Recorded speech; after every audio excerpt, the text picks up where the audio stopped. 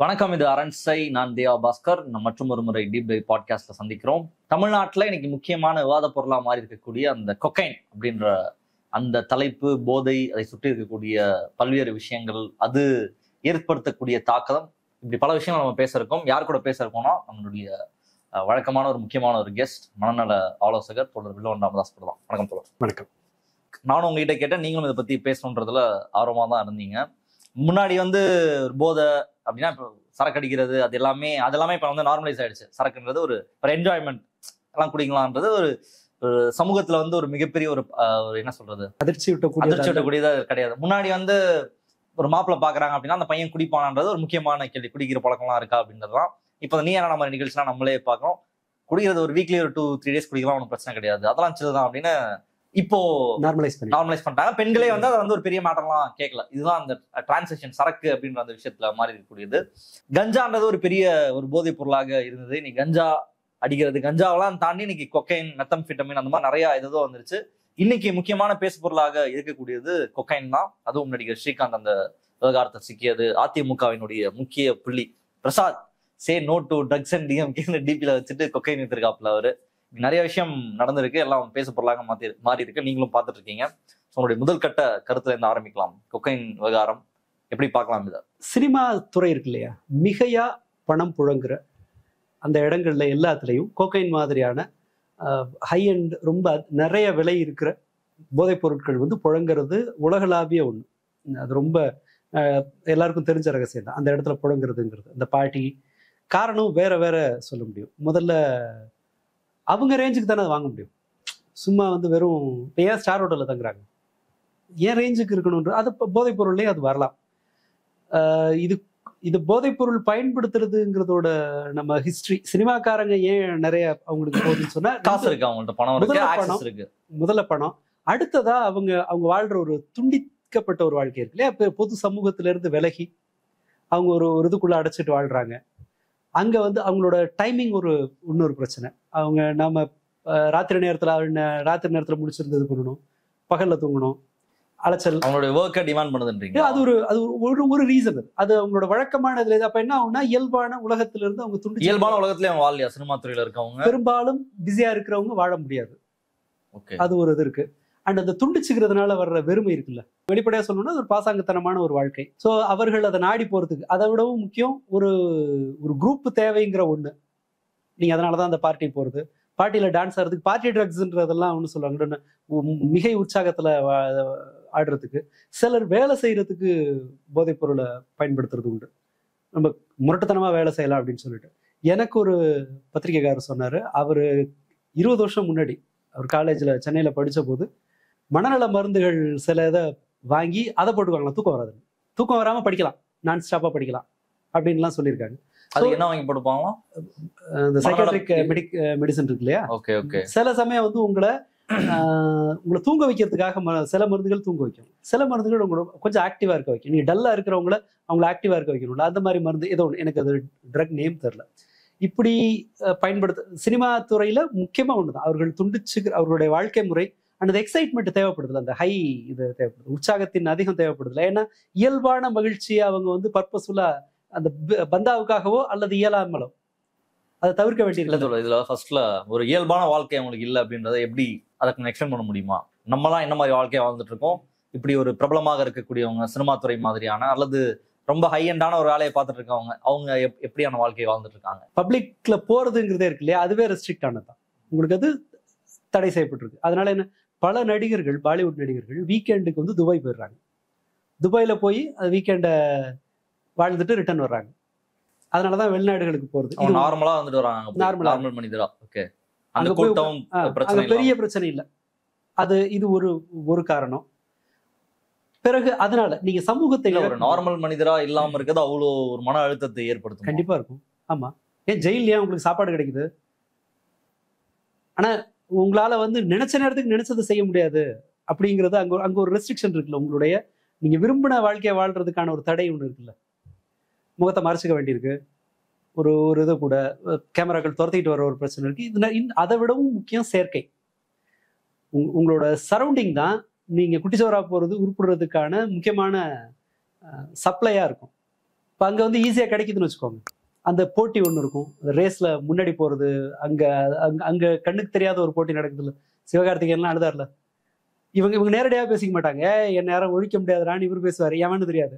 அவங்க வந்து ஏன்டா என்ன ஒழிக்க ட்ரை பண்றீங்கன்னு இவர் பேசுவார். யாரை ஒழிக்க முயற்சி பண்றான்னு சொல்லிக்கவே மாட்டாங்க. ஆனா ஒரு ஃபைட் ஒன்று போயிட்டு இருக்கும். அது ஒரு வித்தியாசமான நிறைய போலித்தனம் இருக்கிற ஒரு வாழ்க்கை. இது என்னோட அனுமானம். அது பட் அதெல்லாம் ஃபேக்ட் தான். அவர்களால சமூகத்தில இருந்து விலகி இருக்கிறது. ஆனா அது ஒரு அதை விரும்பி தானே போறாங்க. ஒரு பாப்புலர் ஆகணுன்றது எல்லாருக்குமே இருக்கக்கூடிய ஒரு முக்கியமான ஆசை. ஆமா, அப்ப அதை தேடி தானே போறாங்க. அது கிடைக்கும் போது என்ஜாயபிளா இருக்காதா? இருக்கு. இல்ல சலிச்சிருது.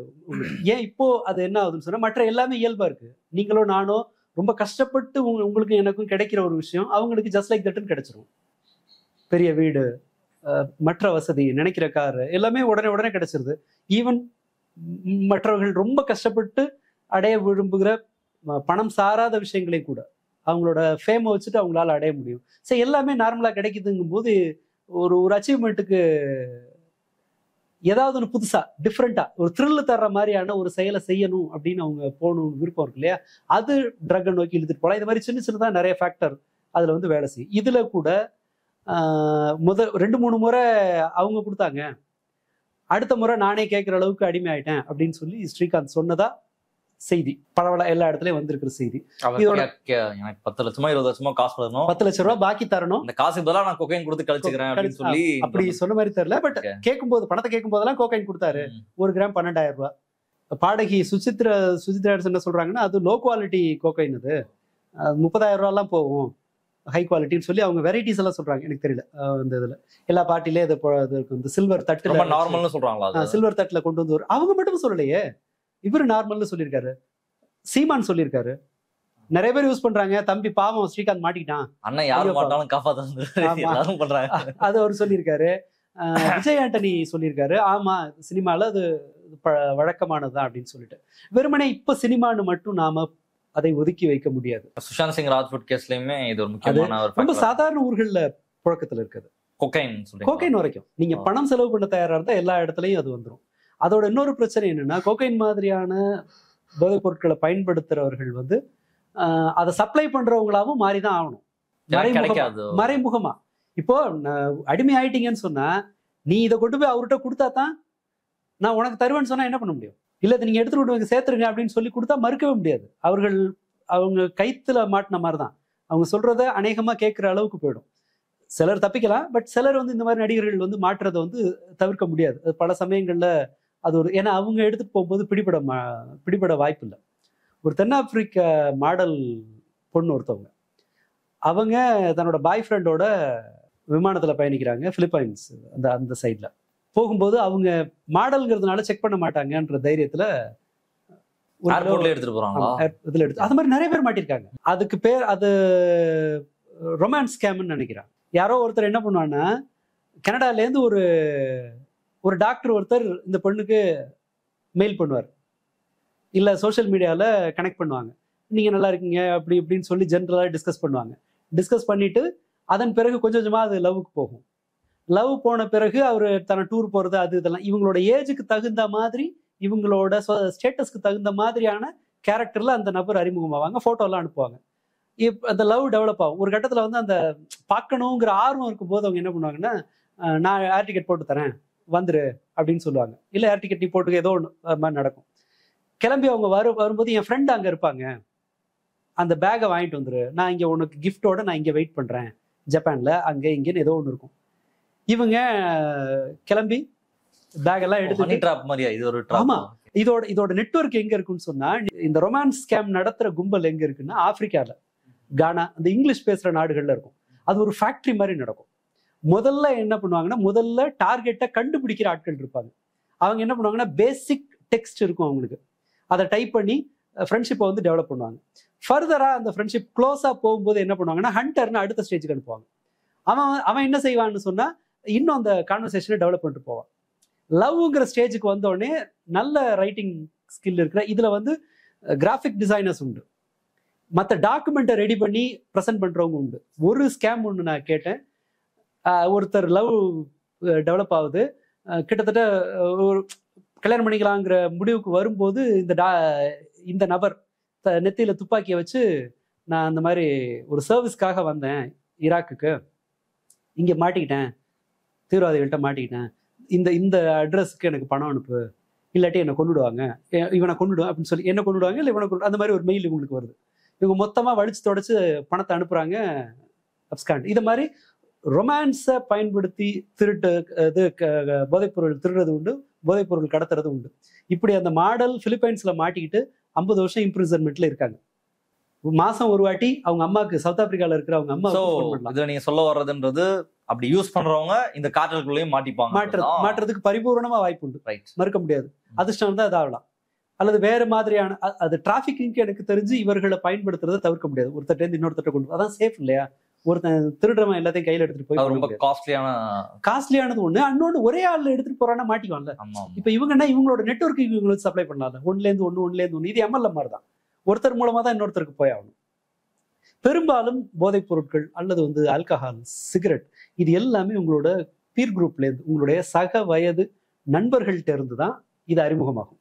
அவங்க அங்க இருந்தா வரும். சினிமாலாம் இதை பொருத்திக்கலாம். நல்ல இதா இருக்கிறவங்க, வசதியா இருக்கிறவங்க ஜஸ்ட் லைக் தட் இன்னொன்னு கொடுக்குறது. இதுல ஒரு 100% ஒரு ஸ்ட்ரிக்ட் பாலிசிய வச்சுக்கணுமா, இல்ல கொஞ்சம் அப்படி இப்படி ஓகே சும்மா ட்ரை பண்ணி பார்க்கலாம், அதாவது களவும் கற்றும் வர இது மறக்கிறது, அதாவது நீங்க கத்துக்கிறது வேணா உங்களுடைய கட்டுப்பாட்டுல இருக்கலாம், மறக்கிறதுக்கு நீங்க அது இல்லை. ரைட். சிகரெட் அடிக்கிறவங்க அல்ல குடிய தொடுறவர்கள் ஒரு பாதி பேரு முழு குடிகாரனா, 30% தினக்குடிகாரர்கள் ஆகிறாங்கன்னு வச்சுக்கோமே. அந்த 30% டேஸ்ட் பண்றவங்கல முடா குடிகாரங்கள் ஆகிறது 30% ஆயிடுவாங்க. பட் அந்த 30 யாருங்கிறது நம்மளால சொல்ல முடியாது. உங்களோட பரம்பரையா நீங்க குடிக்கிற பழக்கம் இருக்குன்னு சொன்னா அவர்கள் ஆகலாம், அல்லது எனக்கு லைஃப்ல வேற பிரச்சனை இருக்கு அப்படிங்கும் போது ஆகலாம், இல்ல காரணமே இல்லாம ஆகலாம். அந்த 30 பேர் யாருங்கிறது நம்ம கண்டுபிடிக்க முடியாது. ஸோ ஒரே அட்வைஸ், தொடாம இருக்கிறது தான். இன்னொன்னு, இந்த போதைப் பொருட்கள் யாருக்கு மோசமா விளைவை உருவாக்கும், யாருக்கு அது ரொம்ப நாள் தாங்குங்கிறதா தெரியாது. பெரிய நாகேஷ் எல்லாம் தினம் குடிப்பாருன்றதான் நம்ம படிச்சது. ஆனா அவர் 80 வயசு வரைக்கும் ஆக்டிவா நடிச்சுட்டு தான் இருந்தாரு. கடைசியா ஏதோ பார்வை இல்லாம போய் கஷ்டப்பட்டாருன்ற மாதிரி கேள்வி. பட் இந்த நம்பிக்கையில அது அவர் தான் 80 வயசு வரைக்கும் இருந்தாருன்னு சொல்லிட்டு ஒருத்தன் குடிக்கிறவன் 30 வயசு கூட தாண்டாம போகலாம். இது நாம வரையறுக்க முடியாது, யார் சிக்குவா, யாருக்கு அது மோசமாகுங்கிறத வரையறுக்க முடியாது. கோகைன் ஆக்சுவலா இப்போ பெருசா உலகத்துல சிந்தட்டிக் ட்ரக்னு சொல்றாங்க. சிந்தட்டிக் ஓபியாய்டுனா அது இந்த பெயின் கில்லர் தான் பெரும்பாலும் சிந்தட்டிக் ஓபியாய்டு. ஓகே. அமெரிக்காவில் ஃபென்டனில் வர்ஸ்ட், அமெரிக்காவில் மிக அதிகமான நபர்களை கொல்ற போதைப் பொருள் அதுதான். அது என்னன்னா பெயின் கில்லர், மாத்திரையாது, ஊசி. அதோட இது பர்பஸ் என்னன்னா, சர்ஜரிக்கு பிறகு கடுமையான வலி இருக்கும்ல, அந்த வலியை குறைக்கிறதுக்காக தரப்படுற மருந்து. அது வெவ்வேறு பேர்ல இருக்கும். அதெல்லாம் கலந்துக்கிட்டு தான் அதை ஃபென்டனில் எடுக்கிறாங்க. சைனால தான் பெரும்பாலும் அது இம்போர்ட் ஆகுது. மெடிசன் பர்பஸ் தான் அது. தலைவலி மருந்து, இந்த தலைவலி மருந்து, ஜுரம் மருந்து, இதெல்லாம் கலக்கி எடுக்கிறது தான் மெத்தாம்பெட்டமைன். அதுல இருந்து உருவாக்குறதுலாம். இது இப்போ இதோட நிலைமை என்ன ஆகுதுன்னு சொன்னா, இப்போ சிந்தட்டிக் ஓபியாய்டோட பெரிய தலைவலி என்னன்னா, ஓபியாட்னா எப்படி புரிஞ்சுக்கலாம்? ஓபியாட் அந்த அடிக்டிவ் சப்ஸ்டன்ஸ், போதைப் பொருள். ஓபியம் இருக்குல்ல, முதல் போதைப் பொருள் தானே பரவலா பயன்படுத்தப்பட்டது. அது ஆரம்ப காலத்துல அப்படி இருந்தது. ஓபியம்ங்கிறது ஆப்கானிஸ்தான்ல இருக்கிற அந்த கசகசா இருக்குல்ல, அது மாதிரியான ஒரு இது. அதை அறுத்து விட்டு அதுல இருந்து வர்ற அந்த பால் வரும், அது காஞ்சிருக்கும், அதை தேய்ச்சி எடுப்பாங்க. எடுத்து அதை பியூரிஃபை பண்ணி வர்றது ஓபியம். ரொம்ப one of the oldest drugs அது. நம்ம பாப்லோ எஸ்கோபார் என்ன பண்ணுவாரு? கொகைன் தானே அது. கொகைன். கொகைன் கோகோ இலைகள்ல ஊற போட்டு கெரசின்ல இது கன்வென்ஷனல் மெத்தட். கெரசின்ல ஊற போட்டு 12 நாள் ஊற போட்டுருவாங்க. ஊற போட்டு காலால மிதிக்கணும். காலால மிதிக்கும் போது அந்த அந்த சப்ஸ்டன்ஸ் கரைஞ்சு கீழே படியும். அப்புறம் அந்த கெரசினை கீழே ஊத்திட்டு இதை எடுத்து பியூரிஃபை பண்ணி பேஸ்ட் மாதிரி இருக்கும். இது பேஸ். அதை பியூரிஃபை பண்ணி கோகைன் எடுப்பாங்க. எல்லாமே கிலோ 1 கோடி ரூபா போறது. ஐரோப்பாவுக்கு மட்டும் ஆண்டொன்றுக்கு 900 டன் கோகைன் சப்ளை ஆகுது. DW டாக்குமெண்ட்ரி, ஜெர்மனியோட அரசு ஸ்பான்சர்ஷிப்ல நடக்கிற ஒரு டிவி நிறுவனம் DW. அவங்களோட இதுபடியே கோகைன் ஜெர்மன்ல காஃபி மாதிரி கிடைக்குது, அவ்வளவு இயல்பா கிடைக்குது, அவ்வளவு சாதாரணமா கிடைக்குது. கவனிங்க, ஐரோப்பா தான் இந்த கண்காணிப்பு அமைப்புகள்ல நம்மளை விட 10 டைம்ஸ் பெரிய ஆட்கள். அவர்கள் கண்காணிக்கிறதுக்கான எல்லா வசதியும் இருக்கிறவங்க. பட் அங்கேயே இவ்வளவு விட்டா எங்கெங்கேயோ பிடிச்சு பாக்குறாங்க. கடைசியா கொலம்பியால இருந்து அவர்கள் ட்ரக்ஸை கொண்டு போற பாதை இப்ப எதுன்னு சொன்னா நீர்மூழ்கி படகுகள். காட்டுக்குள்ள நீர்மூழ்கி படகு செஞ்சு அது உள்ள உட்காந்துட்டு அதுலயும் 4-5 வெரைட்டி இருக்கு. உள்ள டாய்லெட் இருக்கிற சில பழைய படகுகள் வந்து எப்படின்னா அங்க கவர்ல டாய்லெட் போயிட்டு கவரை கட்டி ஓரம் வச்சுக்கணும், பிரெட்டை சாப்பிட்டுக்கிட்டு தண்ணி குடிச்சுக்கிட்டு ஜிபிஎஸ் இல்லாம அது வரணும். என்ன பண்றாங்கன்னு தெரியல இந்த டெக்னாலஜியை. இப்ப டெவலப் பண்ணி இன்னும் பெருசா அதை டெவலப் பண்ணி அதை ஓட்டிட்டு போறாங்க. நதிகள் வழியா வந்து கடல்ல போய் 15 நாள் 20 நாள் டிராவல் பண்ணி போய் யூரோப்ல போய் சரக்கு சேர்க்கிறாங்க. ஏன்னா அதுல கிடைக்கிற பணம். இது கவர்மெண்ட்ஸ் எல்லாம் தெரியாம நடக்குதா இல்ல தெரியும்? சில சப்போர்ட்ஸ் எல்லாம் இருக்கா? இல்ல பெரிய காட்டல்ல நடத்துறாங்க. உங்களுக்கு 2 விஷயம். அதாவது நம்ம இது டெக்னாலஜியோட முரண்பாடு தான். டெக்னாலஜி கண்காணிக்கிறதுக்கு எவ்வளவுக்கு எவ்வளவு வாய்ப்பு கொடுக்குதோ அதே போல தப்பிக்கிறதுக்குமான வாய்ப்பு கொடுக்குது. ட்ரோன்ஸை பயன்படுத்துற காட்டல் உண்டு. மெக்சிகோல ஆக்டிவா இருக்கிற 10 போதைப் பொருள் கடத்தல் காட்டல் உண்டு. சினலோவா காட்டல்ங்கிறது அதுல பெருசு. எல் சாப்போ இப்பதான் அமெரிக்காவில் அரெஸ்ட் ஆகி உட்கார்ந்துருக்காரு இல்லையா, அவர் தான் வந்து மெக்சிகோ ஜெயிலில் இந்த ஆளை ரெக்கவர் பண்றதுக்காக ஒரு வருஷமோ 1.5 வருஷமோ சுரங்கம் தோண்டி இந்த ஆளோட ரூமுக்கு கீழே சுரங்கத்தை ஓட்ட போட்டு வந்து அதுல 2 வீலர் வச்சு அந்த சுரங்கத்துல 2 வீலர் வச்சு 1.5 கிலோமீட்டர் 2 கிலோமீட்டர் என்னமோ எஸ்கேப் ஆகி வெளியில வந்து எல் சாப்போ எஸ்கேப் ஆனா. அப்புறம் பிடிச்சிட்டாங்க. பிடிச்சி இப்ப அமெரிக்கால இருக்கிறான். 23 மணி நேரம் ஜெயில். 1 மணி நேரம் தான் வெளியில விடுவாங்க ரூம் விட்டு. அது உள்ளே உட்காந்துருக்கணும், தனி ஜெயிலு. அது மாதிரி சீக்கிரமே பைத்தியம் ஆகிற மாதிரியான ஒரு சிறை. அது ரொம்ப கொடுமையான சிறை. அது என்னென்னமோ ஃபைட் பண்ணிட்டு இருக்காங்க. அவனோட எல் சாப்போவோட மகனை மெக்சிகோல அரெஸ்ட் பண்றாங்க. எப்ப நினைவுல மேபி ஒரு 1 இயர் இருக்கலாம், 1 or 2 இயர்ஸ் இருக்கலாம். அரெஸ்ட் பண்றாங்க. அரெஸ்ட் பண்ண உடனே இந்த காட்டல்கள்லாம் ஒருத்தன் அடிச்சுக்கிட்டு சாகுற காட்டல், இவன் அரெஸ்ட் பண்ணிட்டாங்கன்ன உடனே அவ்வளவு பேரும் பொது இடங்கள்ல அட்டாக் பண்றாங்க, போலீஸ் அங்க இங்கன்னு. கடைசியா என்ன பண்றாங்கன்னா மெக்சிகன் கவர்மெண்ட் இந்த ரத்த கலரியை நிறுத்துறதுக்காக அரெஸ்ட் பண்ணவன வெளியில விடுறாங்க. ஸோ நான் சொல்ல வர்றது இந்த காட்டல் எவ்வளவு பெருசுன்றதை பாருங்க. இது ஆரம்பிச்சது இந்த மாதிரி ஒரு பெரிய நெட்வொர்க்கா ஆரம்பிச்சது. அதோட தொடர்பு ஏதாவது இருக்குமா தமிழ்நாட்டுக்கு வந்து கொக்கைன்? இல்ல அவங்க அங்கிருந்து வர்றதுதான் இதெல்லாம். கோகைன் வந்து கொலம்பியா தென் அமெரிக்காவில இருந்து தான் கோகைன் வந்தாகணும். ஆமா, அங்க வேற எங்கேயும் உற்பத்தி கிடையாது. நீங்க ஹெராயின் வந்து இந்த சைட்ல இருந்தா வந்தாகணும். இல்ல இதுக்கான இந்த நீங்க சொன்ன எல்லா ட்ரக்ஸுக்குமே மூலப்பொருள் வந்து இயற்கையா கிடைக்கக்கூடிய இல்ல சிந்தட்டிக். இதுக்கு வந்து இயற்கையான சிந்தட்டிக்னா வந்து மெத்தாபெட்டமைன் சிந்தட்டிக். அதாவது இந்த மாத்திரை எல்லாம் போட்டு இந்த கெமிக்கல்ல இருந்து பண்றது சிந்தட்டிக். ஓகே, அதுக்கு வந்து நீங்க நேச்சுரல் இது ஒண்ணு தேவையில்லை. இதுக்கு பயன்படுத்தப்படுற பெரும்பாலான ரா மெட்டீரியலும் சரி மற்ற ரசாயனங்களும் ரொம்ப சாதாரணமா பயன்படுத்துறது. நீங்க கோகைனுக்கு கூட அமோனியா அது இதுன்னு சொல்லிட்டு எனக்கு எக்ஸாக்டா தெரியல, இத மாதிரியான பொருட்கள் தான். எல்லாம் ஹவுஸ் ஹோல்ட் கெமிக்கல்ஸ் தான் இதை பியூரிஃபை பண்றதுக்கு. முன்னாடியாவது 12 நாள் ஊற போடணும், ஒரு போலீஸ் வந்தா பிடிக்கிறதுக்கு ஈஸி. இப்ப அதெல்லாம் கிடையாது. காட்டுக்குள்ள சோலார் பேனல் வச்சு அடுப்பெல்லாம் வச்சு டக்குன்னு 12 மணி நேரத்துல வந்து கோகோ அதை எக்ஸ்ட்ராக்ட் பண்ணி அதை சுத்தம் பண்ணி எடுத்து அனுப்பிடுறாங்க. பைலட் அதை வந்து விமானம் வழியா கடத்தி கொண்டு வர்றதுக்கு ஆட்கள் உண்டு. டக்குன்னு நிமிஷத்துல கொண்டு வந்துடணும்.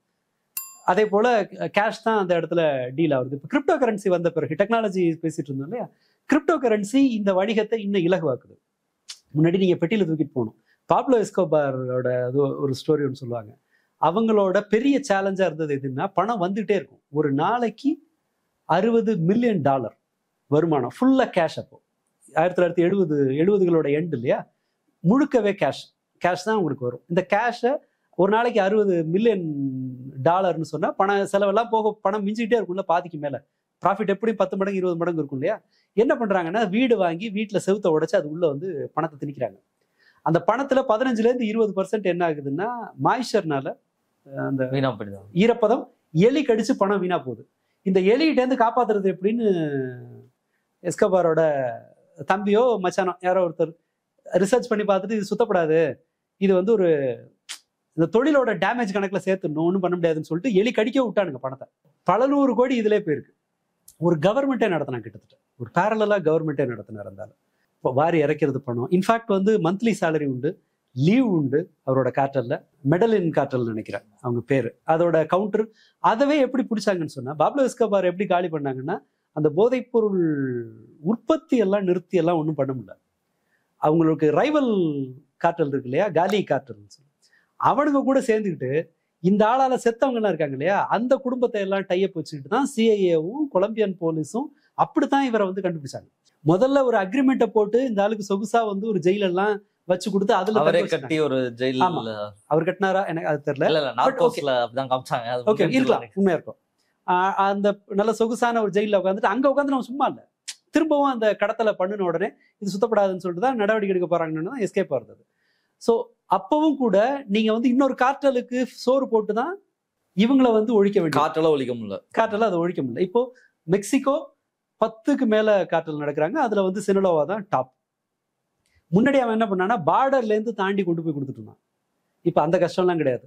எல்லா ஊர்லயும் சின்ன சின்னதா ஒரு லேப், வீடை வாடகைக்கு எடுத்து நீங்க சின்னதாவே பண்ணிடலாம். மெத்தோ இதுவோ எல்லாத்தையும் இங்க இருந்து கொண்டு போய் சேர்க்கிறவங்களுக்கு தனி அமௌண்ட். அது ஒரு வேலை நடக்கும். இந்த நெட்வொர்க் வந்து அசாத்திய பெருசாயிட்டு இருக்கு.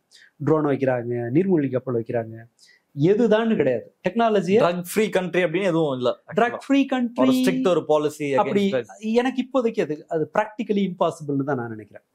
நீங்க அதுக்கு எக்ஸாம்பிளுக்கு ஆஸ்திரேலியால நெட்ஸன்னு அந்த மாதிரி ஒரு பேர்ல இருக்கு ஒரு மருந்து. அது கோகைனை விட 50 மடங்கு ஸ்ட்ராங்கா இருக்கும் அமெரிக்காவில் விற்கிறதுன்னு சொன்னா, இது அந்த விடவும் 50 மடங்கு ஸ்ட்ராங்கானது. நீங்க ஆனா ஆஸ்திரேலியாவோட நிலப்பரப்பை பாருங்க, கடலை தாண்டி தான் போகணும். 100% சர்வைலன்ஸ் சாத்தியம் அங்க, டெக்னாலஜி உங்கள்கிட்ட இருந்ததுன்னு சொன்னா. ஆனால் சாதாரண கொரியர்ல போற இந்த மருந்து ஆஸ்திரேலியால ஒரு பெரிய பிரச்சனையா இருக்கு. யூஎஸ்ல மட்டும் ஒரு நாளைக்கு குறைந்தபட்சம் 100 பேர் ஃபென்டனில் ஓவர் டோஸ்னால சாகுறாங்க. 100 பேர் ஒரு நாளைக்கு, குறைந்தபட்சம் 100 பேர் வெறும் ஓவர் டோஸ்னால. அப்படின்னா நீங்க அதனால நோய்வாய்ப்பட்டு சாகுறவங்க எத்தனை பேரு, சீக்கிரமா சாகுறவங்க எத்தனை பேர், அதாவது காரணமே இல்லாம நீங்க லைஃப் தொலைகிறவங்க எத்தனை பேர் இருப்பாங்க, தற்கொலை பண்ணிக்கிறவங்க எத்தனை பேர் இருப்பாங்க, இந்த கணக்கெல்லாம் கிடையாது. ஓவர் டோஸ்னால அதெல்லாம் இன்டியூஸ் பண்ணுமா, தற்கொலை எல்லாம் இன்டியூஸ் பண்ணுமா? கட்டாயமா பண்ணும். ஏன்னா உங்களோட நீங்க சம்பாத்தியத்தை அதை அழிச்சிரும். உங்களுக்கு கூட இருக்கிறவங்களை நீங்க தொலைச்சிடுற மாதிரி இருக்கும். எல்லாத்தையும் விட்ட பிறகு வாங்க வழியிலன்னு என்ன பண்ண முடியும்? மெக்சிகோல டோஸை செக் பண்றதுக்கு ஒரு டாக்குமெண்ட்ரியில பார்த்தேன். எப்படி இது கரெக்டான அளவு தானே, விஷமா போயிடுச்சுன்னா, விஷ சாராய மாதிரி ஆயிடுச்சுன்னா என்ன பண்றது? டோஸை எப்படி செக் பண்ணுவாங்கன்னா, அங்க முழு அடிக்ட் ஆகி ரோட்ல பிச்சாக்கிற மாதிரி தெரியும் இல்லையா, முரட்டு அடிக்ட் அவன்கிட்ட போட்டு பார்த்துருவாங்க. அவன் உயிரோட சுத்துறான்னா பேட்ச் வந்து குவாலிட்டியா இருக்குன்னு அர்த்தம், ஷிப் ஆயிடும். அண்ட் இந்த ஓவர் டோஸ் பிரச்சனை அமெரிக்காவில் நடக்கிறது. இப்போ நான் ஒரு வருஷமா ஃபென்டனில் யூஸ் பண்றேன், எனக்கு ஒரு டோஸ் செட் ஆகும், இன்னொருத்தர் அப்படின்னு வச்சுக்கோ, நான் ஒரு வருஷமா யூஸ் பண்றேன், இன்னொருத்தரை வந்து அறிமுகமாகறீங்க. இப்போ வந்து அதே எனக்கு இருக்கிற டோஸே நான் உங்களுக்கு கொடுத்துட்டேன்னா என்ன ஆகும்? அதுதாங்க அந்த உடம்பு இறந்துடலாம். ஓவர் டோஸ் சாவுகள் இப்படிதான் இருக்குது. ஸோ இது ஒரு தடுக்க முடியாத, நான் ஏன் அமெரிக்காவை வந்து குறிப்பிட்டு பேச வேண்டியிருக்கு ஐரோப்பாவுன்னு சொன்னா, நம்மெல்லாம் கற்பனை பண்ண முடியாத அளவுக்கான சர்வைலன்ஸ் மெக்கானிசம் அவங்க கிட்ட இருக்கு. இந்தியாவை விட பல மடங்கு அதிகம் அங்க போலீஸ், பொதுமக்களுக்கும் போலீஸுக்குமான விகிதம். ஆனா சமூகம் வந்து வேற தானே. இந்திய சமூகம், ஐரோப்பிய சமூகம் வேற. நம்மளது வந்து கொஞ்சம் டைட்டான சமூகம். லைக் ஒருத்தன் யாராவது போதையை போட்டு சுத்தி இருக்கானா கண்டுபிடிக்கிற அளவுக்கு ஓரளவுக்கு நெட்வொர்க் இருக்கிற ஒரு சமூகமா தான் நம்ம இருக்கோம். என்ன ஒரு ஃப்ரெண்ட்ஸ் கேங்லயே ஒருத்தன் வந்து இப்படி மோசமா அடிச்சிட்டு இருக்கானா, என்ன இப்படி பண்ணிட்டு இருக்கான்றத நோட்டீஸ் பண்ணுவாங்க. இல்ல ஊருக்குள்ள அடிச்சிட்டு இருந்தாலும் அவன் ஒரு சைஸா தாண்டா சுத்திட்டு இருக்கான், ஏதோ பிரச்சனைன்றதை கண்டுபிடிக்கிற மாதிரி சமூகமா தான். அங்க அது அடிப்படையிலே அவங்க வந்து ஒரு மாதிரி துண்டிச்சுட்டு தனியா அடுத்த பிரைவசியை மதிக்கிறவங்கன்றதுனால இந்த ஒரு ரிஸ்க் அங்க உண்டு. ஆனா இங்கேயும் இப்போ வந்து புதிய போதைப் பொருட்கள் வந்து தள்ளாடுறத மாதிரியான ஒண்ணெல்லாம் கிடையாது. நீங்க இயல்பா வாழ்க்கையை வாழலாம், நீங்க ஃபீல் பண்ணுவீங்க. உங்களுக்கு அதோட பேசிக் மெக்கானிசம் என்னன்னா, இப்போ ஃபென்டனில் எடுத்துக்கோமே, அது என்னன்னு சொன்னா மூளையில அந்த வலி உணரும் திறனை வந்து குறைச்சிரும். உங்களுக்கு வலி தெரியாது. இந்த 2 செல்களுக்கு நடுவுல அந்த மெசேஜ் பாஸ் ஆகும்போது அந்த பெயின் ரிசெப்டரை வந்து இது போய் அடைச்சிக்கும். நடுவில் வந்து ஒரு கட்டையை போட்ட மாதிரி தடுத்துரும். இதோட மூலக்கூறுகள் போய் தடுக்குதுன்னு வச்சுக்கோம். நான் ஜஸ்ட் எக்ஸ்பிளைன் பண்ணுறதுக்காக சொல்றேன், எக்ஸாக்ட் டெக்னிக்கல் இது எனக்கு தெரியல. இது ரெண்டையும் தடுக்கும் போது ஒரு வலி குறித்த செய்தி ஒரு செல்லுல இருந்து இன்னொரு செல்லுக்கு போக முடியாது. அப்படி போக முடியாமல் இருக்கும்போது மூளை வந்து அதை ஒரு பெரிய அட்வான்டேஜா உணர்ந்து நீங்க எக்ஸைட்டடா இருக்கிறதுக்கான இதை வந்து தூண்டி ரொம்ப லைட்டா ஃபீல் பண்ணுவாங்களோ? லைட்டா இல்ல, ஹையா எல்லாமே என்னால பிரச்சனை எதுவும் இல்லாம இல்ல, எதுவுமே இல்லாம அப்படி இல்ல, அது ஓரளவு இருக்கலாம். ரிலாக்ஸ்டா இருக்கிறதுக்கு வேற, உங்களை ரிலாக்ஸ் ஆக்குறது வேற, உங்களை ஆக்டிவ் ஆக்குறது வேற, ரெண்டு இது இருக்கும். தூங்க வைக்கிறதுங்கிறதும் ஒண்ணு இருக்கலாம். இன்னொன்னு வந்து உங்களை வந்து தூண்டி விடும். சில டெலிவிஷன் ஆஃப் கிராண்டியோசிட்டின்னு கஞ்சா அடிக்கிறவங்களுக்கு எல்லாம் வரும். ரொம்ப நாள் கஞ்சா அடிக்கிறவங்களுக்கு என்னால எல்லாம் முடியுங்கிற மாதிரி அவங்களுக்கு தோணிடும். அதனாலதான் போய் யார்கிட்ட வேணாலும் வம்பிடுப்பாங்க. அந்த அந்த அந்த இன்ஃப்ளூயன்ஸ்ல ஒரு ஒரு கேனபீஸோட ஒரு இன்ஃப்ளூயன்ஸ்ல அது என்ன ஆகும்னு சொன்னா போய் ஒரு துணிச்சல் வந்துடும். இப்போ நமக்கு ஒரு பயம் இருக்குல்ல, இப்போ ஒரு போலீஸ்காரங்கிட்ட சண்டை போட்டா நாளைக்கு என்ன நடக்கும்னு தெரியும். இப்போ ஒரு பையனோட வீடியோ கொஞ்ச நாள் முன்னாடி வைரல் ஆச்சு, பார்த்துருப்பீங்க. எப்படியோ நைட் அடிச்சு வெளுக்க போறீங்கல்ல, எனக்கு சரக்கு வாங்கி கொடுங்க. பார்த்தேன். இந்த துணிச்சல்லாம் அங்கிருந்து தான் வரும். பட் வந்து ஒரு ட்ரக் ஒரு மாதிரி ஆப்ரேட் ஆகும். ஆமா, ஒரு ட்ரக் ஒரு மாதிரி சரக்கு அடிச்சவங்க அப்பயே போய் சண்டை போடுறாங்க. இல்ல, அவங்க வந்து ஒரு மாதிரி அது உங்களுக்கு உடல் மூளை இது ரெண்டுக்குமான அந்த அந்த அந்த அந்த கோஆர்டினேஷன் வந்து கெட்டு போயிடும் அந்த இடத்துல. அதனாலதான் வாய் குளறது, இந்த பக்கம் போகணும்னு நினைச்சா அந்த பக்கம் போறது, இந்த மாதிரியான குழப்பங்கள்லாம் வரும். இது அந்த மாதிரி சொல்றத பாடி கேட்காது. அந்த ஒருங்கிணைப்பு இருக்காது, கைக்கும் காலுக்கு ஒருங்கிணைப்பு இருக்காது. பத்த வைக்கிறதுக்கோ அல்லது வந்து மூடி திறக்கிறதோ சாவியை போடுறது, இது எல்லாமே உங்களுக்கு குழப்பமா இருக்கும். பட் கேனபிஸ் வேற மாதிரி இருக்கும், வேற மாதிரி இருக்கும். இந்த ஃபென்டனில் இந்த மாதிரி அதெல்லாம் இதா இருக்கும். பட் சிந்தட்டிக் எல்லாம் வந்து ரொம்ப சீக்கிரம் ஆள முடிச்சிடும். என்ன சிந்தட்டிக் ட்ரக்ஸ்லாம் என்னென்ன இருக்கு? மெத்தம்ஃபெட்டமைன் இருக்கு, கிறிஸ்டல் மெத் அது ஒண்ணு, அது மாதிரி நிறைய இருக்கு. நீங்க இப்போ கணக்கு வழக்கெல்லாம் இருக்கும். இன்னும் இதுவே அது இல்லாம அந்த அளவுக்கு காசு இல்லாத பசங்க எல்லாம் ஏதாவது பெட்ரோலை பிடிச்சு மோந்து பாக்குற குழந்தைகள் உண்டு. அந்த நம்ம ஊர்ல இதெல்லாம் வந்துருச்சா? எல்லாம் புழக்கத்துல இருக்கா? எப்படி உங்களுடைய உலகத்தில் எல்லா இடத்துலயும் எனக்கு தெரிஞ்சு இதை வந்து தடுக்க முடியாது. ஏன்னா இதுல கிடைக்கிற கற்பனை கெட்டாத அளவுக்கான பணம். 1 கிலோவை டிரான்ஸ்போர்ட் பண்ணா 1 கிலோங்கிறது 1 கோடி கணக்கு வச்சுக்கலாமே. அதை வந்து 1 கிராம் 12,000 ரூபாய் எவ்வளவு இருக்கு பாருங்க, பெரிய காசு தான். ஸோ 1 கிலோ வந்து ஒரு இடத்துல இருந்து இன்னொரு இடத்துக்கு கொண்டு போறது வந்து ஒப்பீட்டு அளவுல ஈஸி. சிந்தட்டிக் ஓபியாய்டில் இருக்கிற அட்வான்டேஜ் என்னன்னா, அதோட ஸ்மெல்ல நீங்க பெருசா கண்டுபிடிக்க முடியாது. அதோட ரா மெட்டீரியல் சாதாரண வலி நிவாரணி. நீங்க எதை எங்கேயும் நிறுத்த முடியாது. உற்பத்தின்றது இங்கேயுமே இருக்கா, இல்ல வெளிநாடுகள்ல இருந்து தான் வருதா? இப்போ இந்தியா மாதிரியான நாடுகளுக்குள்ள வரக்கூடிய அது அந்த அளவு நமக்கு தெரியல. அது ஒரு லேண்ட் அந்த மாதிரியான விஷயங்கள் நான் பெருசா படிக்கிறது இல்லை. பட் ரெண்டுமே நடக்குது. இந்தியாவில இருந்து தான் மெத்துக்கான ரா மெட்டீரியல் வருதுன்னு பல மேலை நாடுகள் குற்றம் சாட்டுறாங்க. அதை கண்காணிக்கிறாங்க. சில ஃபார்மசூட்டிக்கல் கம்பெனிஸ் இதற்காக வழக்க சந்திக்கிறாங்க. வேற சில பொருட்கள் அங்கிருந்து இங்கே வரணும். கோக்கைன் அங்கிருந்து தான் இங்கே வந்தாகணும். மெத்துக்கான ரா மெட்டீரியல் இங்கேருந்து அங்கே போகணும். அந்த மாத்திரையெல்லாம் வாங்கி இது மாதிரி தான் பண்ணுறது நடக்குது. இது சைனாலேருந்து தான் வருது. ஃபென்டனில் வந்து சைனாலேருந்து வருதுன்னு தான் அமெரிக்கா குற்றம் சாட்டிக்கிட்டே இருக்கிறாங்க. ஆனால் நிறுத்த முடியல. ஆஸ்திரேலியாவில் இருக்கிற அந்த நெட்டசன் நினைக்கிறேன், அது வந்து சைனாலேருந்து தான் வருது. இது எல்லாமே வலி நிவாரணிகள் தான். இந்த காலத்துல இந்த உலகம் மாடர்னைஸ் ஆகி ஒரு மாதிரி இணையத்தின் மூலமா கனெக்ட் ஆகிற அந்த உலகத்தினுடைய ரொம்ப பெரிய பிரச்சனை என்னன்னு சொன்னா, எல்லாமே கிடைச்சதுன்னு சொன்னா உங்களுக்கு கூடுதல் எக்ஸைட்மெண்ட்டுக்கு ஏதோ ஒன்று செய்ய தோணும். அது எல்லாத்துலயும் ஒரு திருப்தி வராது. அது எல்லாமே இல்லைங்கும் போது ஏதாவது ஒன்று செய்யறதுக்கு தோணுது இல்லை. அண்ட் அக்சஸ் உங்களுக்கு சுலபமா கிடைக்கிறது. இப்போ முன்னாடி ஒரு சாராயத்தை வாங்குறதுங்கிறது நீங்க சாராய கடைக்கு போகணும், தள்ளாடுவோம், மாட்டிக்கலாம். இந்த ரிஸ்க் எல்லாம் இருக்குங்கும் போது இயல்பா 10ல் 5 பேர் 6 பேர் தான் அதை முயற்சி பண்றதுக்கு விரும்புவாங்க. மற்றவங்களாம் எதுக்குடா வம்புன்னு பசங்க விட்டுடலாம். பட் இது அந்த மாதிரி இல்லை. ஒரு திண்ணறை மூந்து பார்க்கறதுங்கிறது அந்த மாதிரி இல்லை. ஒரு கியூரியாசிட்டி எப்பவுமே இருக்கும். அடாலசன்ஸ்ல ஒரு கியூரியாசிட்டி எப்பவுமே இருக்கும். 2 விஷயம் முக்கியமா பேசணும். ஒன்னும் வந்து லைட்டரா எடுத்துக்கிறது. நான் ஸ்டார்டிங்லேயே கேட்டேன், அதை எப்படி பார்க்கலாம் நம்ம இன்னைக்கு வந்து ஒரு ட்ரக்கை வந்து ட்ரை பண்றோம். அது ஆல்கஹாலோ இல்லை சிகரெட் நிக்கோட்டினோ இல்லை வீட் எடுத்துக்கிறோம் அல்லது சிந்தட்டிக் ட்ரக் எதுவாக இருந்தாலும் சும்மா ட்ரை பண்ணி பார்க்கலாம், ஒரு வாட்டி பண்ணி பார்க்கலாம். லைஃப் வந்து யோலோலாம் இருக்குது, ஒன்லி லிவ் ஒன்ஸ், ஒரு வாட்டி தான் நம்ம வாழ்க்கையை வாழ போகிறோம். நம்ம ஏன் அதெல்லாம் ட்ரை பண்ணக்கூடாது? அப்படி இருந்து என்னடா பண்ண போகிறோம், என்ன கொண்டு போக போகிறோம், ஏதோ ஒன்று ட்ரை பண்ணலான்னு சொல்லி அந்த கியூரியாசிட்டியில் ட்ரை பண்ணக்கூடியவர்கள் நிறைய பேர் இருப்பாங்க. நீங்கள் சொல்கிற மாதிரி அந்த பியர் குரூப் வந்து கண்டிப்பாக அதை யாராவது ஒருத்தர் ஏதாவது பண்ணியிருப்போம், அவன் வந்து அதுக்கு சஜஷன் பண்ணுறதுக்கான அந்த வாய்ப்பும் நிறையா இருக்குது. இப்போது அதுலேருந்து நம்ம ஆரம்பிப்போம். அதில் ஈல்ட் ஆகிறத எப்படி புரிஞ்சுக்கலாம்? ஈல்ட் ஆகலாமா, ட்ரை பண்ணலாமா, ட்ரை பண்ணக்கூடாதா, என்ன? இதில் வந்து இதுக்கு வந்து டாலரன்ஸே கிடையாது, 0 தான்.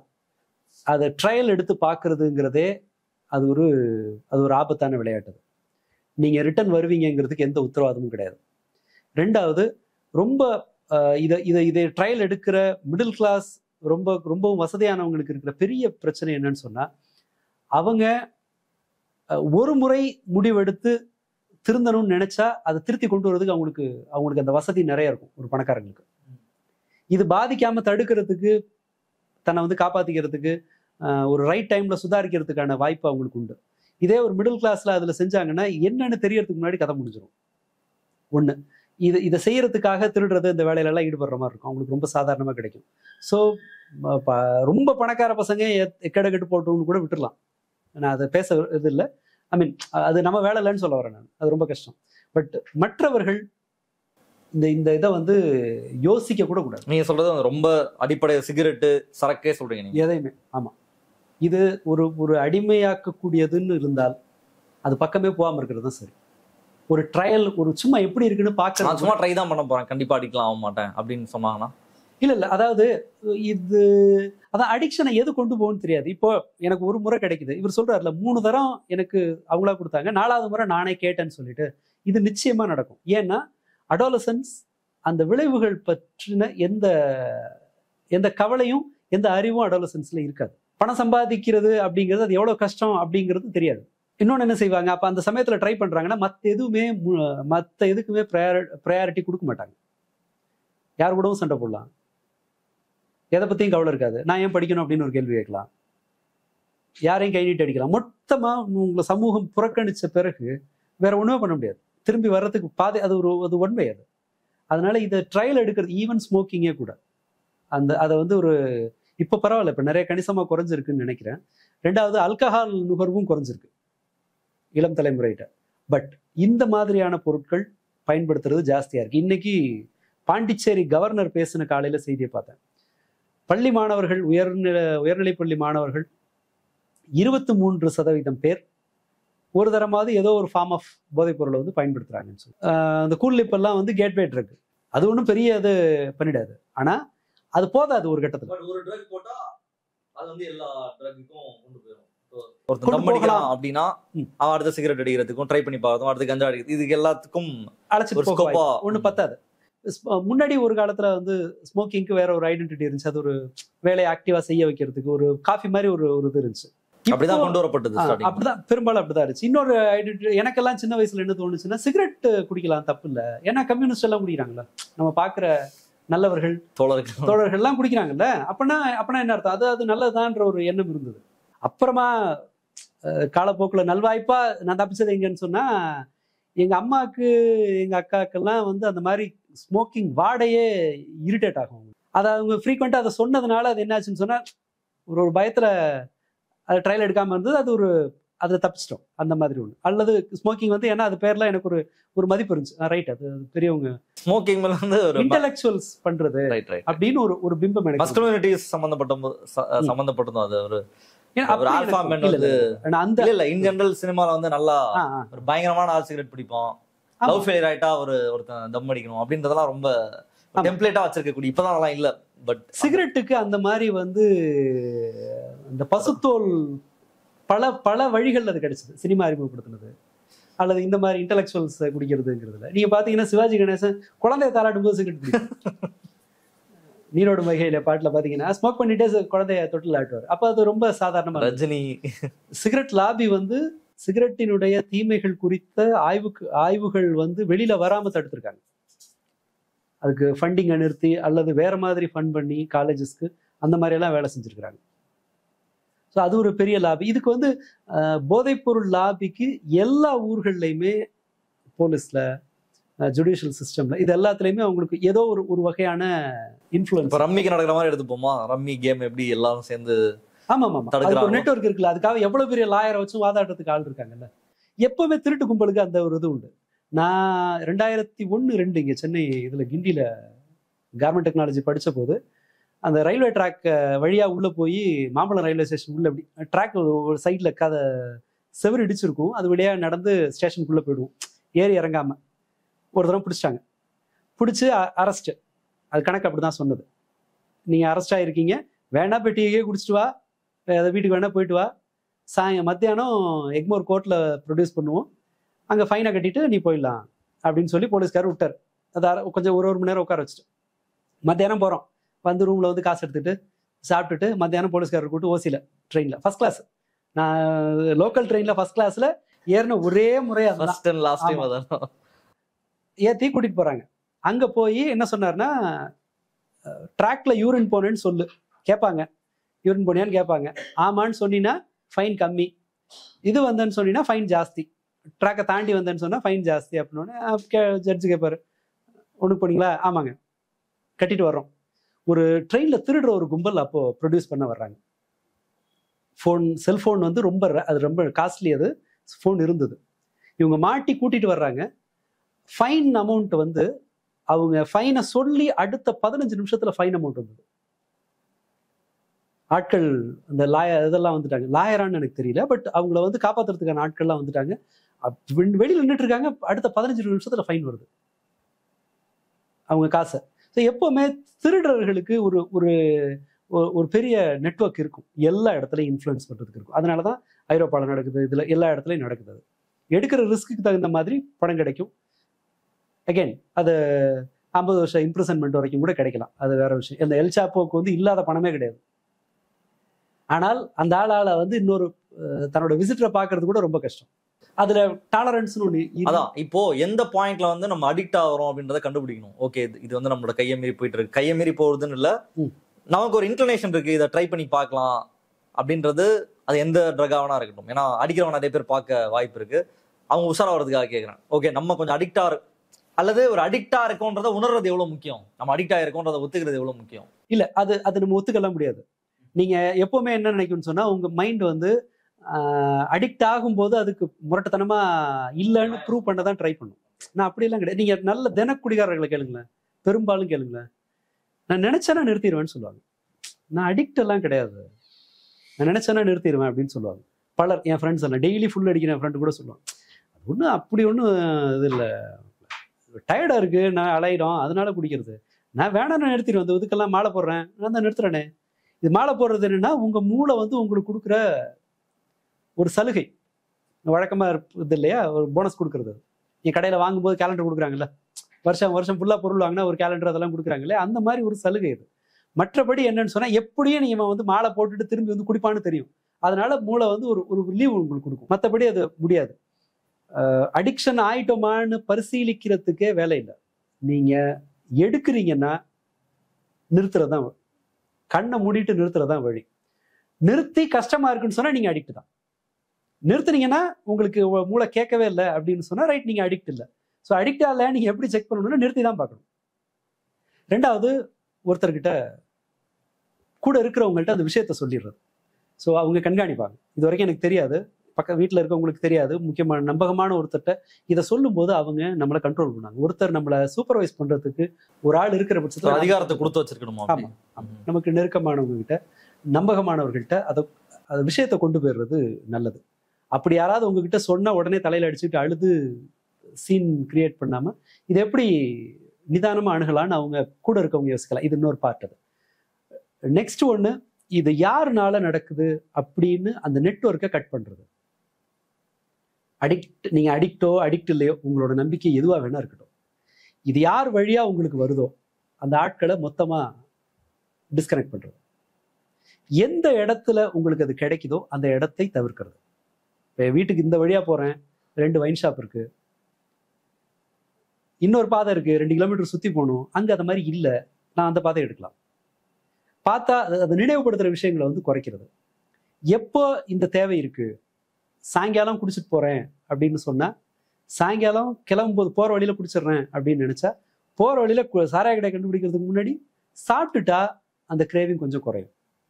அண்ட் இதாகிறது எல்லாத்துக்கும் மேல அடிக்ட், இது என்னால முடியல, இந்த மாதிரி என்னால என்னோட சூப்பர்வைசர்னால, என்னோட பிரைமரி கேர்டேக்கர்னால இதை கட்டுப்படுத்த முடியலைன்னா சைக்காட்ரிஸ்ட போறதா வழி. நீங்க நேரடியா போய் டி அடிக்ஷன் சென்டர்லாம் போக தேவையில்ல. நீங்க ஒரு ஓரளவு அனுபவம் இருக்கிற ஒரு மனநல மருத்துவர்கிட்ட போகும்போது அவங்க அந்த இதை அது கதையை கேட்டுட்டு அது என்ன மாதிரி பண்ணலாங்கிறத மற்ற எல்லாரையும் விட பெட்டரா அவங்களால அட்வைஸ் பண்ண முடியும். இதுதான் சீக்வன்ஸ். பட் நான் அடிக்ட் ஆயிட்டேன், அடிக்ட் ஆகலை அப்படின்னு தீர்மானிக்கிற அளவுக்கு நியாயமா தன்னை பரிசீலிக்கிற கன்சியூமர்ஸ் வந்து இருக்க மாட்டாங்க போதைக்கு, உறுதி. ஸோ அது ஒரு சாக்கு. இப்போ நான் சிகரெட் மட்டும் அடிக்கிறேன், சரக்குலாம் அடிக்கல, அதை மட்டும் அடிச்சிட்டு இருக்காங்க. இல்லை, அதுக்கான டேமேஜ் ஒன்று இருக்குல்ல. எனிவே அது வந்து ஒரு போதை தான். அது உங்களோட பர்சனாலிட்டியை மாத்தாதே தவிர, சிகரெட்டுக்கு இருக்கிற ஒரு அட்வான்டேஜ் என்னன்னு சொன்னா, நீங்க சிகரெட்டுக்காக கொலை செய்ய மாட்டீங்க, அவ்வளவுதான். அதுக்கு இருக்கிற ஒரே அட்வான்டேஜ். ஒரு சிகரெட்டுக்காக ஒருத்தன் வந்து ஒரு கொலையை செய்ய மாட்டான். இரிட்டேட் ஆகுங்க, என்ன வேலை நடக்காது, இந்த மாதிரி சில சைடு எஃபெக்ட் இருக்கும். பட் இந்த மாதிரியான ஓபியாய்டு அதெல்லாம் அது மரணம் வரைக்கும் என்ன வேணா செய்யலாம். ஏன்னா அது தேவைங்கிறது, அது உங்களோட கஞ்சா? ஆளுமையின் மீது அஃப்கோர்ஸ். சரி, வேணும்னா யாரையும் கை நீட்டுவோம், யாரையும் அசிங்கமா பேச முயற்சி பண்ணுவோம், திருடலாம். முதல் வேலை அது. நாங்க ஃபர்ஸ்ட் ரொம்ப அரகண்டா பிஹேவ் பண்றாங்க ஒரு பையன், சொன்ன பேச்சை கேட்க மாட்டேங்கிறான், நைட்டு லேட் நைட் படுக்கிறான், ஒழுங்கா தூங்க மாட்டேங்கிறான், இந்த பிரச்சனை எல்லாம் இருக்குன்னு சொன்னா 2-3 விஷயம், ஏதாவது அடிக்ஷன் இருக்கா அப்படிங்கறத, பணம் திருடுறாங்களா அப்படின்னு செக் பண்ணுவாங்க. ஏன்னா ஒரு பழக்கம் இருக்குன்னு சொன்னா நீங்க பணம் திருடணும், வீட்டுல பெரிய அளவுல பணம் திருடணும். வீட்டுல கிடைக்கலன்னு சொன்னா வெளியில திருடுவாங்க. இது எல்லாமே ஒரு பிரச்சனையோட வராது. அது சிகரெட்டுக்காக ஒருத்தன் திருட வாய்ப்பு குறைவு, ரொம்ப குறைவு, ஆல்மோஸ்ட் நில்லுன்னு வச்சுக்கலாம். சிகரெட்டுக்காக கொலை வரைக்கும் போறதுங்கிறது இல்லை. But and the influence of இது ஸ்மோக்கிங், நாம வேற மாதிரியான கிரைம்ல ஈடுபடுறதுக்கான வாய்ப்பும் அநேகமா இல்லை, அவ்வளவுதான். மற்றபடி அது உருவாக்குகிற டேமேஜ் கஞ்சாவை விட அதிகம். உடல் ரீதியா சிகரெட் கஞ்சாவை விட மோசமான விளைவுகளை உடல்ல உருவாக்கும். கஞ்சா முதல்ல உடலை பாதிக்கிறதுக்கு முன்னாடி மூளை நடவடிக்கை, நடத்தை இதெல்லாம் பாதிச்சிடும். இதுதான் டிஃபரன்ஸ். ஸோ ரெண்டுல ரிஸ்க்குங்கிறது பார்த்தோம்னா இதுல ஜாஸ்தி. மற்றபடி ஸ்மோக்கிங் ரொம்ப மோசமான ஒண்ணுதான். அதுக்கு ஸ்பெஷல் லைசன்ஸ் எல்லாம் நம்ம கொடுக்க கூடாது. லக்கிலி அது ரொம்ப காஸ்ட்லியா இருக்கு. இப்போ பசங்க அதை கொஞ்சம் குறைவா பயன்படுத்துறாங்க. அப்படிங்கிறதுனால இன்னும் கூட நிறுத்தலாம். ஸ்மோக்கிங் டேஞ்சரஸ் தான், ஈக்குவலி டேஞ்சரஸ். Equally dangerous. உங்களோட வாழ்க்கைய, உங்களோட ஹெல்த்தை நீங்க நல்லா வாழ்றதுக்கு, இப்போ உங்க நுரையீரல் திறனை அது குறைச்சிருச்சுன்னு வச்சுக்கோங்களேன். நீங்க 40 வயசுல ஒரு சிகரெட் இல்லாம வாழ்ற லைஃபை விட ஒரு ஒரு ஒரு தரம் குறைந்த ஒரு வாழ்க்கையை தானே வாழ முடியும். என்னோட லங்ஸ் அது கோஆப்ரேட் பண்ணலன்னு சொன்னா, எல்லாம் இப்போ அது ப்ராப்பரா வேலை செய்யலைன்னு சொன்னா அது என்னோட மற்ற உடல் உறுப்புகளையும் அது பாதிக்க ஆரம்பிக்கும். ஸோ அதுக்கு 0 டாலரன்ஸ் தான். சிம்பிள், முடிச்சிடலாம் அதை. மற்றது டிஅடிக்ஷன், ஒரு டிஅடிக்ஷனை நோக்கி போறது எந்த ஸ்டேஜ்லயும் தப்பு கிடையாது. எந்த அளவுக்கு இது ஒரு ட்ரக் நம்ம கன்சியூம் பண்றோம் அப்படின்னா, அது வாட் எவர் தட் இஸ், நம்மளுடைய பர்சனல் லைஃப், ப்ரொஃபஷனல் லைஃப், ஃபேமிலியை எந்த அளவுக்கு டேமேஜ் பண்ணும். ஏன்னா நிறைய ஃபேமிலிஸ் நம்ம பார்த்துட்டு குடியால எவ்வளோ பிரச்சனையை ஒரு குடும்பம் சந்திக்குதுன்றதெல்லாம் நம்ம நேரடியாக பார்த்துட்டு தான் இருக்கோம். இன் ஜென்ரல் நீங்களும் பார்த்துருப்பீங்க. அதனால கேட்குறேன், எப்படி எந்த அளவுக்கு அது அவங்களுடைய லைஃப் எந்த அளவுக்கு டேமேஜ் பண்ணும் அவங்களுக்கே தெரியாம.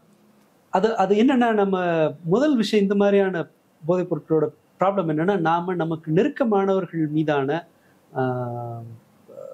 மதிப்பை நம்மளே குறைப்போம் வேணும்னே. நம்ம நெருக்கமானவர்கள் நம்ம மீது வச்சிருக்கக்கூடிய மதிப்பையா? இல்ல, நாம அவங்க பேர்ல. ஓகே. அது அவங்க முக்கியமா நமக்கு இருக்க மாட்டாங்க. அது வேற ஒரு சமயத்துல குற்ற உணர்ச்சி ஆகும். இந்த குற்ற உணர்ச்சியை குறைக்கிறதுக்காக திரும்ப அதுக்கு போவாங்க. சிகரெட் அட்டையில இருக்கிற அந்த வாசகங்கள் இருக்கு இல்லையா, அந்த இதான கேன்சர் போட்டோஸ் எல்லாம் இருக்குல்ல, அதோட ஒரு சைடு எஃபெக்ட் என்னன்னு சொன்னா, ஆக்சுவலா அது புதுசா சிகரெட் குடிக்காதவனை அது பயமுறுத்தும். அவன் தொடாம இருக்கலாம். பட் குடிக்கிறவங்கள அது ஸ்ட்ரெஸ்ஃபுல் ஆக்கி திரும்ப சிகரெட் குடிக்க வைக்கும். ஐயோ எனக்கு ஸ்ட்ரெஸ்ஸா இருக்குன்னா என்ன பண்ணுவீங்க? பதட்டமா இருக்கு அதை பார்க்கும்போது. அப்படின்னா என்ன பண்ணுவோம்? ஸ்மோக்கிங் இருக்குன்னு சொன்னா திரும்ப அந்த ஸ்மோக்கிங் போகும். ஓகே, ஸ்மோக்கிங் எப்படி குறைக்கிறதுன்னு அதை தேடி பார்த்தீங்கன்னா நிறைய இது கிடைக்கும். அதுவும் வாய்ப்பு இருக்கிறது தான். முதல்ல நாம இது நம்முடைய மதிப்பை அது குறைச்சிரும், திருட வைக்கும், எல்லாத்தையும் செய்ய வைக்குங்கிறதுனால சமூகம் நம்மள மதிக்க போறது இல்லை. சேர்ந்து அது ஒரு கெத்தாலாம் பார்க்கப்படாது. யங்ஸ்டர்ஸ் மத்தியில சிகரெட் அடிக்கிறது, சரக்கு அடிக்கிறதுலாம் ஒரு சோசியல் ஸ்டேட்டஸ்ல எல்லாமே பண்ணுவான்டா, பயங்கரமான ஆள் அப்படின்றதுலாம் இல்ல. அது தற்காலிகமா அது கிடைக்கும் தான். அது எல்லா இடத்துலயும் ஆரம்பத்துல அது கொடுக்கறது இருக்குல்ல. நீங்க குடியிலே முதல் 1-2 மாசம் அது உங்களுக்கு ஒரு மிதமிஞ்சின பரவசத்தை கொடுக்கும் தான். பட் ஒரு கட்டத்துக்கு பிறகு அந்த த்ரெஷோல்ட உடைச்ச பிறகு அது என்ன செய்யும்னா, குடிக்கலைன்னா உங்களால இருக்க முடியாது, அவ்வளவுதான். குடிக்கலைன்னா உங்களால நார்மலா இருக்க முடியாதுன்றது ஆகுமே தவிர அது ஒரு மகிழ்ச்சி எல்லாம் தராது. அது இந்த ஓபியாய்டுகளும் அதே போலதான். ஒரு கட்டம் வரைக்கும் அது உங்களை ரொம்ப ஒரு அசாத்திய திறன் படைத்தவரா உணர வைக்கலாம், நீங்க நினைச்சதெல்லாம் செய்ய வைக்கலாம். பட் ஒரு கட்டத்துக்கு பிறகு அது என்ன செய்யும்னா, நம்ம சாப்பாடு எடுத்துக்கிறது அது குறைக்கும், அனிமிக் ஆகும், நம்ம தூக்கம் பாதிக்கப்படும், அகெயின் திரும்ப சஃபர் ஆகும். இது ரெண்டுமே சேர்ந்து நம்முடைய வேலைத்திறனை பாதிக்க ஆரம்பிச்சிடும். எது ஆரம்பத்துல உங்களை இன்னும் ரொம்ப எக்ஸ்ட்ராடினரியா வேலை செய்ய வச்சதோ, இந்த ஊட்டச்சத்து குறைவு ஏற்படுறது, போதுமான தண்ணி குடிக்காம இருக்கிறது, இதன் மீது கவனமே உங்களுக்கு வராதுல்ல. அந்த தினசரி லைஃபோட தினசரி கடமைகள் மேல உங்களை ஆர்வம் இல்லாம செய்யறது, இது எல்லாத்தையும் கொண்டு என்ன செய்யும்னா வேலை செய்ய விடாது. வேலை செய்ய விடாதுன்னா வேலையை தொலைப்போம். வேலையை தொலைச்சா அல்டிமேட்டா குடும்பம் பாதிக்கப்படும். கண்ணாப்பினான்னு கடன் வாங்கணும். ஸோ அடுத்த தலைமுறை எவ்வளவு பேர் நம்ம தலைமுறை, எங்க தலைமுறையில அப்பா குடிச்சு அதனால பசங்க கடன்காரனாகி தான் ஒரு கல்யாண வாழ்க்கையிலையோ அல்லது வேற ஒரு நல்ல கௌரவமான ஒரு வாழ்க்கையோ தன் குழந்தைகளும் அடைய முடியாம ஒழிச்சிட்டு போனவங்க பல பேர் இருக்கிறாங்க. படிப்புக்கான, அதாவது படிக்கிறதுக்கான வாசலே தொட விடாம வேலைக்கு போன குழந்தைகள் கதையெல்லாம் உண்டு, நிறைய பார்த்துருக்காரு. அப்போ இப்போ அது வந்து இப்போ கொஞ்சம் ரிவர்ஸ்ல இருக்கு. இப்போ அது நிறைய பசங்க அதை எடுத்து ரொம்ப சீக்கிரமே அந்த இதில் இப்போ அடிக்ஷன் இதெல்லாம் பார்த்தீங்கன்னா அடிக்ஷன்னால சாகுறவங்க, அல்லது அப்பாவே பையனை குடி தாங்க முடியாம அல்லது இந்த மாதிரி கஞ்சா அடிச்சு வீணா போறான், குடும்பத்துக்கு வந்து பாரமா இருக்கான்னு சொல்லிட்டு அப்பா அம்மா தான் மகனை கொலை பண்ண செய்தியெல்லாம் நம்ம நிறைய பார்க்குறோம். இது நம்ம தேடணும்னு அவசியம் இல்லை.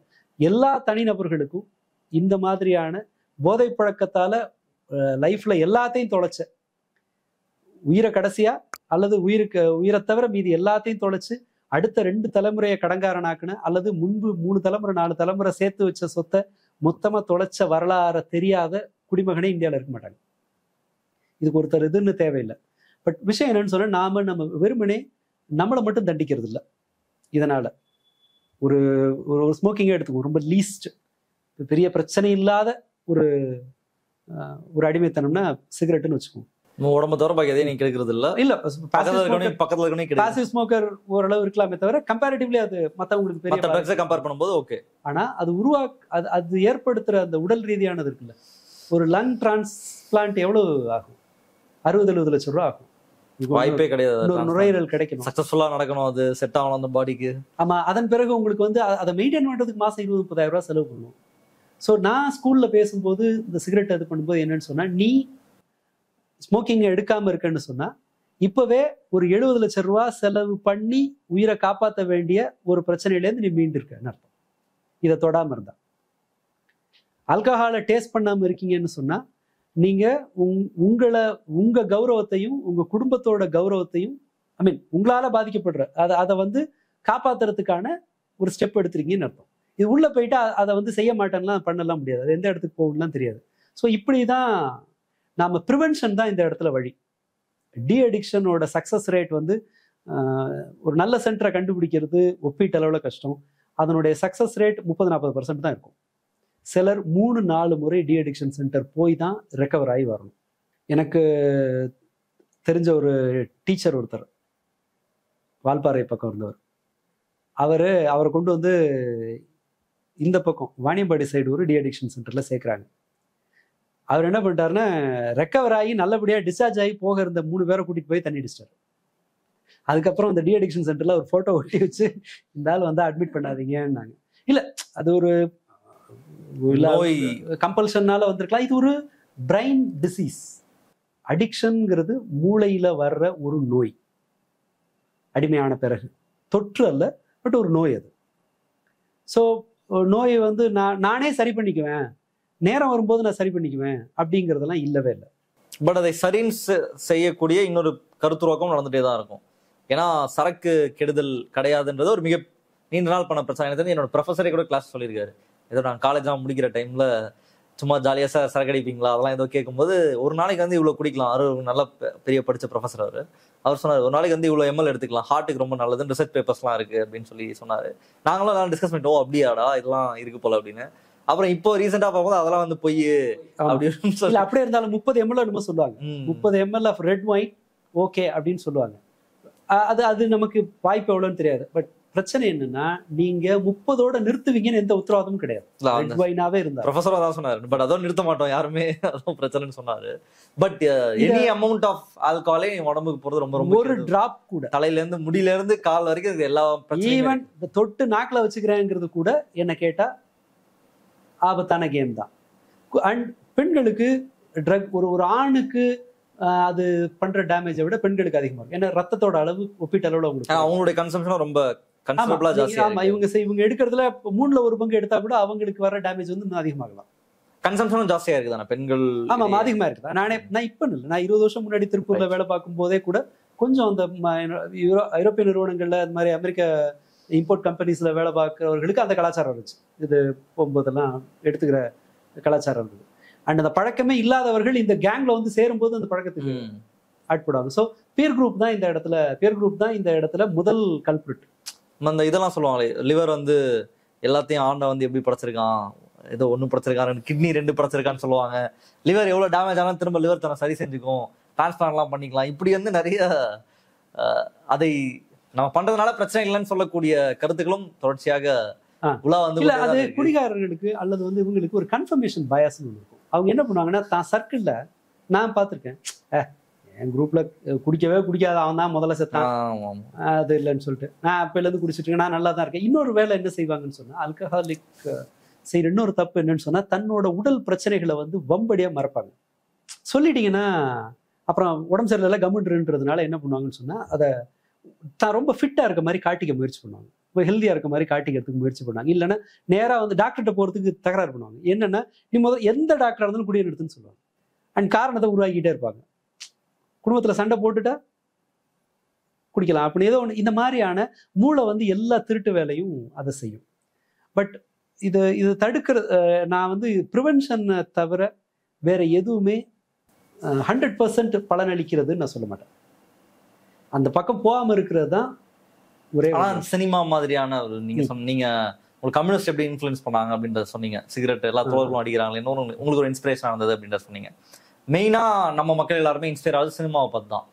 சினிமாவில் வந்து ஒரு ஒரு ஒரு கிளாஸ் வச்சுட்டு இருக்குதுன்றது ஒரு என்ன சொல்றது, என்ஜாய் பண்ற லைஃப் நீ என்ஜாய் பண்ற அப்படின்னா கடைசியா ஒரு கிளாஸ் வச்சுட்டோ சிகரெட் வச்சுட்டோ இருக்குதுன்றது என்ஜாய்மெண்டா பார்க்கப்படுது. இல்லைன்னா நீ ஒரு மிஸ்ஸிங் அவுட் லைஃப், இந்த டைம் நீ லைஃபை வாழாம விடுற அப்படின்ற மாதிரியான ஒரு பியர் ப்ரெஷர் வந்து நான் ஆல்கஹாலிக், நான் ஸ்மோக்கிங் அல்லது டீடோட்டலா இருக்கக்கூடிய அந்த ஃப்ரெண்ட்ஸுக்கு தான் வரது பார்க்க முடியுது. அதுக்கு உங்களுடைய பதில்? சினிமா வந்து சினிமா ஆமா ஆமா அது ஒரு ரோல் இருக்குதான். பட் இயல்பா ஒரு நேச்சுரல் ஹாப்பினஸ்ங்கிறது என்னன்னு சொன்னா, உங்களோட ஆக்டிவிட்டிஸ் இருக்குல்ல, அதுல இருந்தும் நீங்க அடுத்தவங்களுக்கு செய்யறதுல இருந்தும் தான் கிடைக்கும். உண்மையில ஒரு கண்டுபிடிப்பு நமக்கானதா? பெரும்பாலான கண்டுபிடிப்பு நமக்கானதா இருக்காது. அது அடுத்தவங்களது. பிறருக்கு செய்யறதுங்கிறது தான் அதோட டேஸ்ட்டை பார்க்கிற போது கிடைக்கலாம். ஏன்னா ஒரு குரூப்போட இருக்கிறது, நீங்க ஒரு டான்ஸை வந்து பப்ல போய் குடிச்சிட்டு ஆடணுங்கிறது இல்லை, அதை வேற வேலையில செய்யலாம். நீங்க பிசிக்கலா நீங்க ஆக்டிவா இருந்து டயர்ட் ஆகும்போது நல்லா தூங்கலாம், மறுநாள் உங்களுக்கு ஃப்ரெஷ்ஷா இருக்கும். நீங்க உங்களுடைய தனித்திறமையை காட்டுறதுக்கான ஒரு செயல்ல ஈடுபடும் போது உங்களுக்கு ஒரு திருப்தி இருக்கும். அது வேற ஒரு பொருளின் மூலமா நீங்க மகிழ்ச்சி அடைகிறத வந்து அதற்கான தேவையை வந்து குறைக்கும். இங்க அது வெறுமனே சோஃபால சாஞ்சிட்டு சொபிஸ்டிகேட்டடா எல்லாத்தையும் அசாத்திய சொகுசோட மற்றவங்களோட உழைப்புல வாழ்ந்துட்டு அல்லது தேவைக்கு மேல வந்து வச்சுட்டு, தேவைக்கு மேல எல்லா இதுலயுமே சொல்றேன், பசங்களுக்கு வந்து தன்னோட சக்திக்கு மீறி வாங்கி தர பேரண்ட்ஸ் இருக்காங்கல்ல, அவங்க கிட்டத்தட்ட சினிமா நடிகர்கள் மாதிரியான ஒரு சூழலுக்கு தான் குழந்தைய தள்ளுறாங்க. ஏன்னா எல்லாம் கிடைக்குது, எக்ஸைட்மெண்ட்டுக்கு என்ன பண்றது, இதை ஒன்று ட்ரை பண்ணுவோம். அந்த ரூலை மீறுற அந்த பழக்கம் டீனேஜர்ஸுக்கு இருக்கு இல்லையா, இது இந்த ஒரு இயல்பு உழைப்பு, நமக்கு இருக்கிற ஒரு லட்சியம் இருக்கிறது அண்ட் ஒரு சமூகமா இருக்கிறது, எல்லாத்துக்கும் மேல பிறருக்காக நீங்க செய்யற பங்களிப்பு, இதெல்லாம் தான் நீண்ட காலம் உங்களை வந்து மகிழ்ச்சியா வச்சிருக்கும். அது ஒண்ணுதான் ஒரே டூல். அப்ப நம்மளோட ஃபன் நம்ம ஜாலியா இருக்கணும்னு தேடிட்டு போனா அது ஒரு முழு இருக்கலாம். அது தடுக்கலையே யாரும் உங்களோட ஒரு இதை வந்து அந்த மாதிரி. என்னோட ஃபன் வந்து ஒரு சப்ஸ்டன்ஸை சார்ந்து இருக்கு அப்படின்னா, அது அடிக்ஷன், அது சப்ஸ்டன்ஸ் சார்ந்து இருக்குன்னா அது எப்படி? அது ஒரு இதுதானே, பொருள் தானே, நிறுத்த முடியாது இல்லையா? அது என்ன அளவு உங்களுக்கு? நீங்க இந்த அளவு ஏறிக்கிட்டே போகும். நாளைக்கு இதே அளவு, இன்னைக்கு எடுத்துக்கிற அளவு நாளை உங்களுக்கு மகிழ்ச்சியை தரப்போறது இல்லை. பட் ஒரு சர்வீஸ் இன்னைக்கு தர்ற திருப்தியை நாளைக்கு தரும். இரண்டுக்குமான வேறுபாடு. அண்ட் இன்னைய விட நாளைக்கு நீங்க அதை பெட்டரா செய்யலாம். இன்னைக்கு நான் ஒரு மற்றவர்களுக்காக ஒரு சர்வீஸை செய்யறேன் அப்படின்னு சொன்னா, அல்லது மற்றவர்களுக்காக ஏதோ அவங்கள மகிழ்ச்சிப்படுத்துற ஏதோ ஒரு வேலையை செய்யறேன் அப்படின்னு சொன்னா, இன்னைய விட நான் நாளைக்கு அந்த வேலையை பெட்டரா செய்வேன். இன்னைய விட நாளைக்கு நிறைய செய்யும் போது நிறைய பேரை என்னால் ரீச் பண்ண முடியும். அது இன்னும் என்ன சந்தோஷமா இருக்க வைக்கும். பட் அதை அப்படி பொருத்தி பாருங்க, இன்னைய விட நாளைக்கு நான் அதிகமா எடுப்பேன், ஆனா இன்னைய அளவுக்கான மகிழ்ச்சியாவது நாளைக்கு தராது. 10 நாள் கழிச்சது இன்னும் தராது. ஒரு 10 வருஷம் கழிச்சு சீக்கிரம் செத்து போயிடணும்னு பயமா இருக்கும். அந்த பயத்தை குறைக்கிறதுக்கு நான் இன்னும் எடுக்கிற மாதிரி இருக்கும். இது and we lose people all the way. அந்த தொலைச்சிட்டே. ஆமா, எல்லாரையும் அதை சரி செய்ய வரவங்களும் நம்ம சேர்த்துக்க மாட்டோம், அடிச்சு துரத்தி விடுவோம். இந்த வேலையெல்லாம் நடக்கும். அண்ட் கண்ணெதிர்க்க நம்மளை எந்த பாவமும் செய்யாதவங்கள நம்ம தண்டிக்கிற மாதிரி இருக்கும். எனக்கு கவுன்சிலிங் இது இருந்தபோது நான் கிளாஸ்ல போய் இதெல்லாம் பேசுவோம், டிஸ்கஸ் பண்ணுவோம். ஏன்னா அது ஆரம்பிக்கிற வயசு 8வதுலேயே இதை பேசிட்டோம்னு வச்சுக்கோங்களேன், ஓரளவு நம்மளால காப்பாற்றிட முடியுங்கிறதுனால 8th போய் இதை பற்றி பேசுகிறோம். அப்போ இதெல்லாம் செய்யறதுனால என்ன நடக்கும், உங்களுக்கு என்ன கிடைக்கும், என்னெல்லாம் கிடைக்காது, அதெல்லாம் இழக்கிற மாதிரி இருக்கும், இதெல்லாம் பேசுகிறோம். பேசிட்டு மறுநாள் வந்துட்டேன். எனக்கு கவுன்சிலிங் இதுக்கு அப்பாயின்மெண்ட் காலையில் வாங்கிட்டு, இந்த பிரேக் டைமில் வாங்கிக்குவாங்க.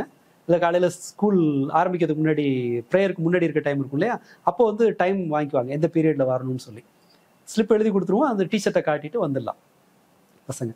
ஒரு பொண்ணு சார் நேற்று இந்த மாதிரி குடிக்கிறதெல்லாம் சொன்னீங்கல்ல, சீக்கிரம் இறந்து போகலாம் அதெல்லாம் சொன்னீங்கல்ல, அப்போ எங்கள் அப்பாவும் செத்து போயிடுவாரா அப்படின்னு கேட்டாங்க. 8th படிக்கிற பொண்ணு, அவர் டெய்லி குடிச்சிட்டு வரான்னு சொல்லி.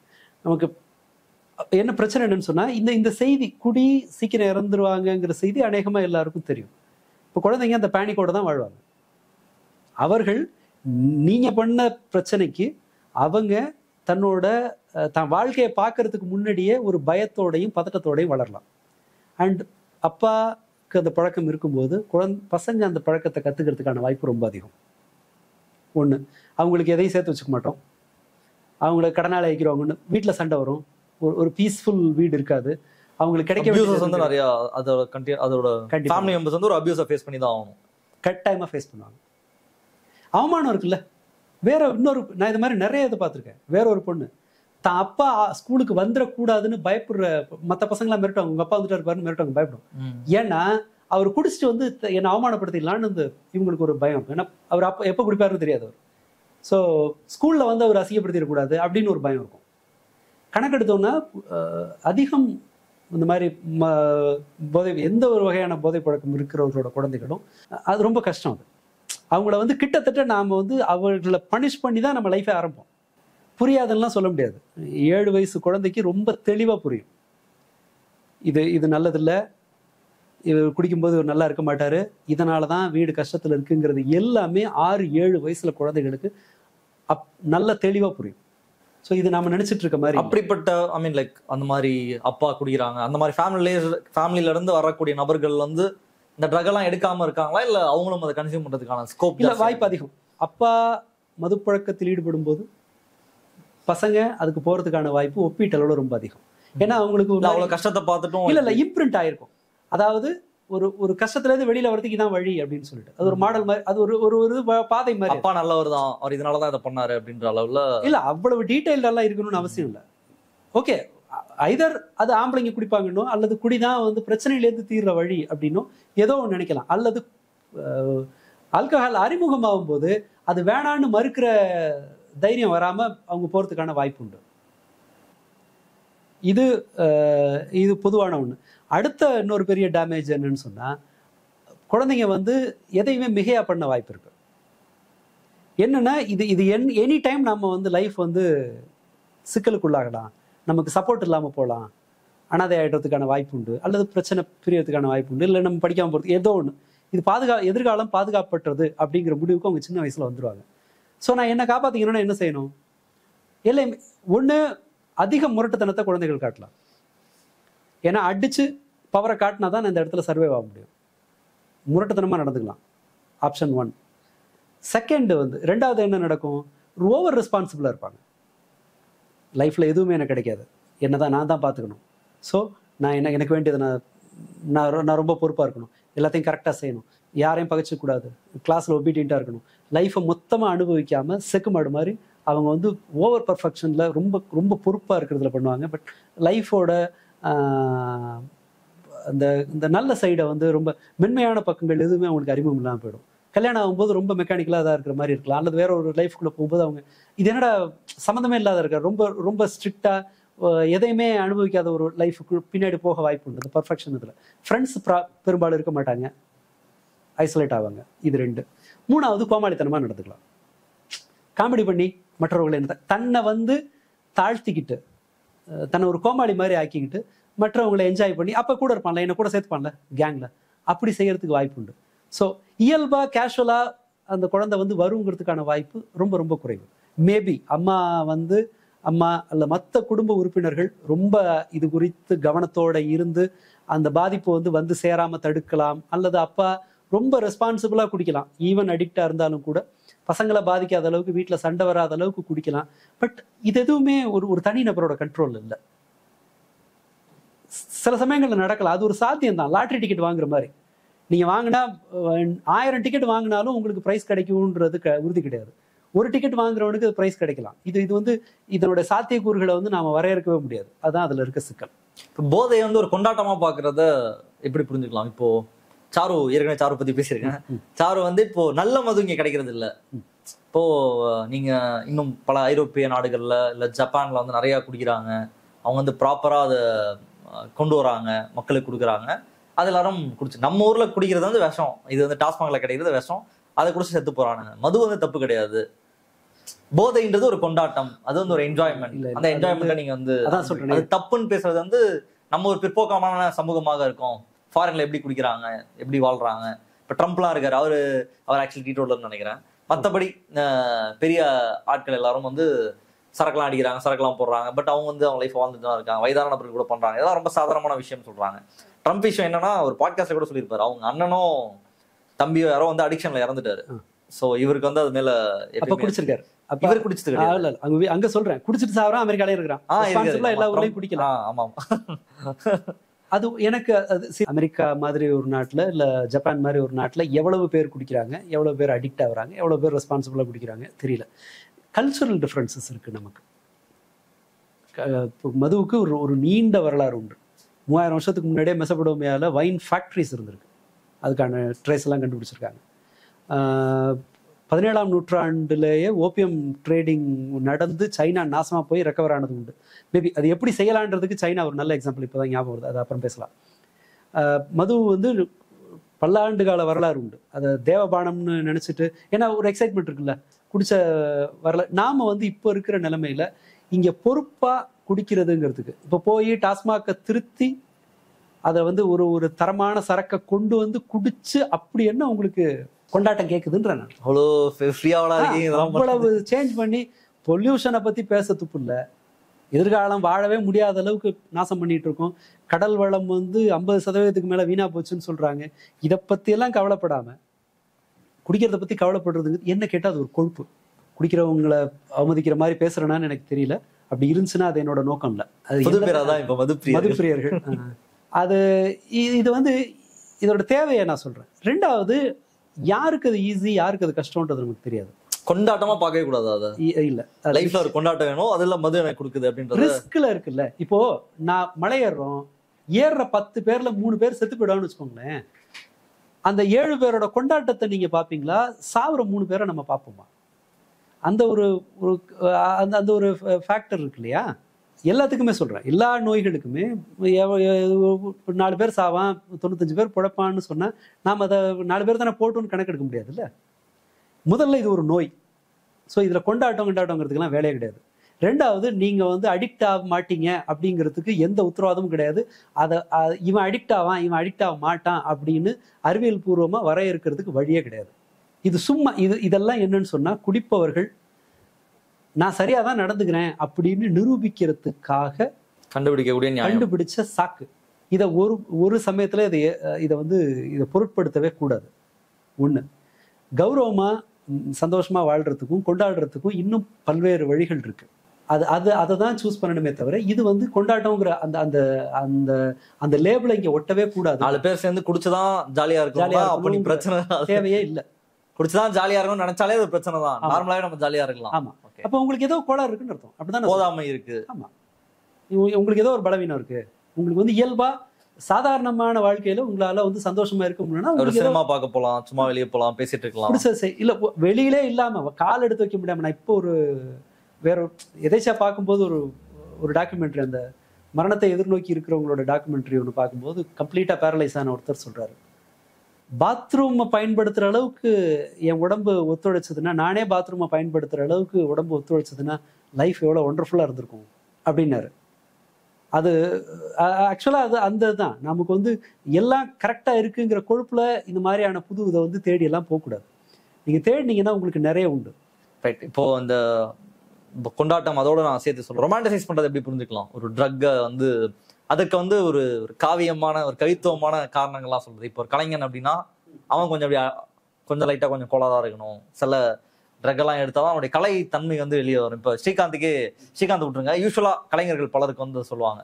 இப்போ பாப் மார்லி வந்து கஞ்சா அடிச்சிட்டு இருந்தாரு, அவர் ஒரு சிறந்த ஒரு ரெகே பாடகர், அவரு எப்பவுமே அவர் கஞ்சா அடிச்சுட்டு தான் இருந்தாரு.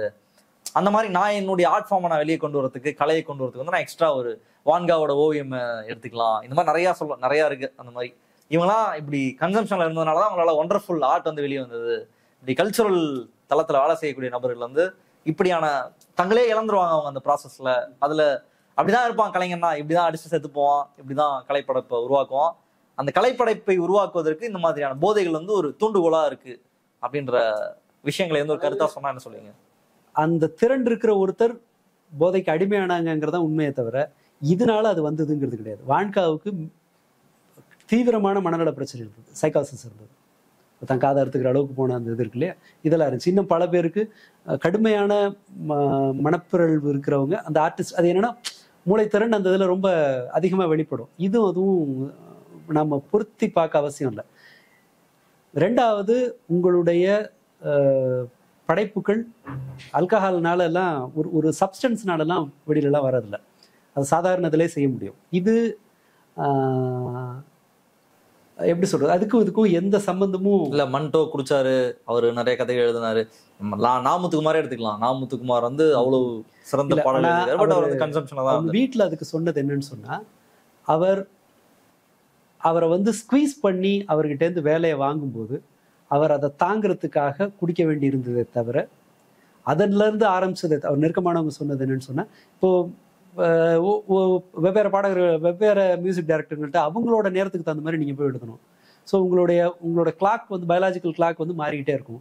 ஸோ நீங்கள் முடிச்சுக்கிட்டே இருக்கிறதுக்கு அல்லது உங்களோட இதை மாற்றுறதுக்குன்னு இன்னொன்று இந்த குரூப் இருக்குல்ல, குடிக்கிற ஒரு குரூப்புக்குள்ளே போய் ஐக்கியமாகும் போது இவங்களும் போவாங்களே தவிர, அவர் கவிதை எழுத ஆரம்பிக்கும் போது டெய்லி பாட்டிலோட ஆரம்பிச்சிருப்பார். சம்பாதிக்கவே வழி இல்லாத நேரத்தில் அவர் ஒரு உதவி ஆசிரியருங்கிற பேர்ல சும்மா ஒரு தூர்னு ஒரு கவிதைலாம் எப்போ எழுத ஆரம்பிச்சு. அப்பவே அவர் என்ன ஆரம்பிச்ச போது அபாரமான கவிதைகள்லாம் அவரோட சின்ன வயசுல அடாலசன்ஸ்ல வந்திருக்கும், அல்லது 25 வயசுக்கு முன்னாடி வந்திருக்கும். அவர் அப்பவே ஆரம்பிச்சாரு.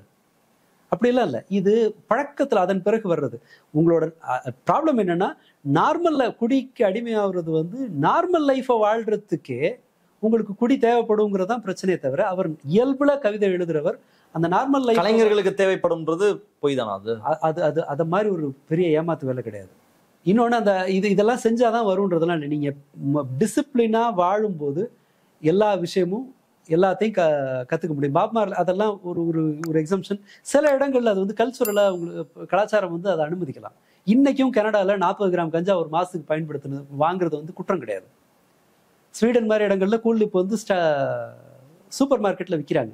நம்ம அங்க ஏன் அது வந்து லீகலா இருக்கு அப்படிங்கிறதுக்கு அங்க வேற 100 காரணம் இருக்கலாம், அல்லது அதை கட்டுப்படுத்துறதுக்கு அவங்களுக்கு வேற ஒரு மெக்கானிசம் இருக்கலாம். நமக்கு அதை வச்சுக்கிட்டு நம்மளுடைய இதை வரையறுக்க கூடாது. கலைஞர்களுக்கும் இதே தான் பொருந்தும். அவங்க வேற ஒரு லைஃப்ல ரொம்ப அசாத்திய பணம் இருக்கிற சில பெரிய எழுத்தாளர்கள்லாம் சொந்தமா தீவு வாங்கி வாழ்ற அளவுக்கு இருந்தவங்கலாம் இருக்காங்க. ஸோ அந்த ஒரு பெரிய எலிட் லைஃபுக்கு போகும்போது அவங்களுக்கு இந்த குடி வந்து சேர்ந்துருக்கலாமே தவிர அதுக்கும் திறமைக்கும் எந்த சம்மந்தமும் கிடையாது. இன்ஃபேக்ட் உங்களோட திறமை புடம் போடப்படுற காலம் நீங்க இந்த மாதிரியான போதைப் பொருள்ல ஈடுபடாமல் இருந்த காலம்தான். ஒருவேளை நீங்க பார்க்குற அசாத்திய திறமைசாலிகள் 12 வயசுல குடிக்க ஆரம்பிச்சிருந்தாங்கன்னா அவங்க திறமைசாலியாவே இருந்திருக்க மாட்டாங்க. ஒன்றுத்துக்கு ஆகாத பொறுக்கியாவோ இதுவாவோ போய் பிச்சைக்காரனாவோ போய் வாழ்க்கையை முடிச்சிருப்பாங்க. அவங்க தன்னை வந்து மெருகேற்றி கொண்ட காலத்துல இந்த மாதிரியான இடத்துக்கு போயிருக்க மாட்டாங்க. வேற சூழல் கொண்டு வந்திருக்கலாம், அவங்க செயற்கையினால அல்லது வேற ஏதோ ஒரு இயலாமையினால ஏதோ ஒரு அப்படி ஒன்று வந்திருக்கலாம், இல்லை சில மென்டல் இல்னஸ்னால ஏதோ ஒன்று வந்திருக்கலாம். நாம இதை வந்து அவனோட வேற விஷயங்களை கம்பேர் பண்ணிக்கலாமே தவிர நாம குடிகாரன் ஆகிறதுக்காக ஒரு பிரபலமான ஒருத்தனை வந்து நம்ம சாக்கா பயன்படுத்தக்கூடாது. இப்போ இவ்வளோ டேஞ்சர் சொல்றீங்க, ஒரு ட்ரக்குள்ள போனா என்னென்ன நடக்கும் அப்படின்றத நம்ம இவ்வளோ நேரம் பேசணும். இதெல்லாம் தாண்டி மக்கள் அதுக்குள்ள போய் வீழ்றது அப்படின்றது எதனால? அறியாமைனாலையா அல்லது தெரிஞ்சே போய் விழுறாங்களா? எப்படி வந்து இதுல போய் லாக் ஆகுறாங்க அல்லது மாட்டிக்கிறாங்க? முதல்ல உங்களோட பியர் ப்ரெஷர் தான் ஃபர்ஸ்ட் முதல் கல்பிரிட். ரெண்டாவது இந்த மீடியா. குடி இப்போ எனக்கு பல சமயங்கள்ல வந்து மீண்டவர்கள்னு பார்த்தா வீடு வந்து அதன் மீது ஒரு அருவருப்பை வெளிப்படுத்தி தொடர்ந்து சொல்லும்போது அவங்க அங்கே போறதுக்கான வாய்ப்பு குறைவு. பட் இந்த சினிமா என்ன செய்யுதுன்னு சொன்னா, அது நார்மல் தானே. பியர் போதை போதை தர்றது அல்ல, பியர் வந்து போதைப் பொருள் இல்லைன்னு சொல்லி நான் பல பெண் குழந்தைகளுக்கு வந்து அப்படி ஒரு எண்ணம் இருக்கு. எங்க இருந்து இந்த இன்புட் வந்திருக்கும்? வீட்டில் சொல்லி கொடுத்துருக்க மாட்டாங்க, நியூஸ்ல சொல்றது இல்லை. பியர் வந்து அது ஒரு குடி கிடையாது, அது ஒரு போதை கிடையாது, சும்மா ஃபன்னு குடிக்கிறது அப்படின்ற மாதிரி பல பெண்களுக்கு வந்து இந்த மைண்ட் செட் இருந்ததை நான் பார்த்துருக்கேன். பெண் குழந்தைகளுக்கு எங்கடா காரணம் இதுன்னு பார்த்தா சினிமா தான் தருது. ஏன்னா பியர் வந்து ஒரு ஒரு ஒரு நார்மல் ஆக்டிவிட்டி. ஃப்ரெண்ட்ஸ் சேரும்போது பியர் குடிப்பாங்க. பிரச்சனை என்ன ஆகும்? பியரில் 6-7% ஆல்கஹால் இருக்கு. ஒரு கட்டத்தில் என்ன ஆகும்? இது பத்தாது, கொஞ்சம் மிக்ஸ் பண்ணிக்கோன்னு ஆரம்பிப்போம். நாம மாட்டிக்கிறோங்கிறது தெரியாமலே பண்ணுவோம். இது மீடியா 2வது கல்பர்ட்.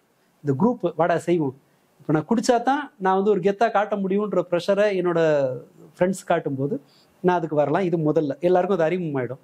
சிலர் தப்பிச்சிருவான், சொல்லி கொடுத்தவன் பல சமயங்களில் தப்பிச்சிருவான். மாட்டினவனுங்க இதாகிடுவாங்க. நீங்கள் 25 வயசுக்கு மேலே குடிக்க அடிமையானவங்க வந்து ரொம்ப ரொம்ப குறைவாக இருப்பாங்க. 25 வயசுக்கு வரைக்கும் நீங்கள் காலத்தை ஓட்டிட்டீங்கன்னா அதன் பிறகு உங்களுக்கு அது தேவைப்படாது, ரொம்ப ரேராக தான் தேவைப்படும். அதுக்கு பாசிபிலிட்டி ரொம்ப ரொம்ப ரொம்ப ரொம்ப மினிமம் அது. ஸோ இந்த காலத்தை தாண்டி வர்றது, இந்த காலத்துக்குள்ளே மாட்டிக்கிறது ஒரு காரணம்.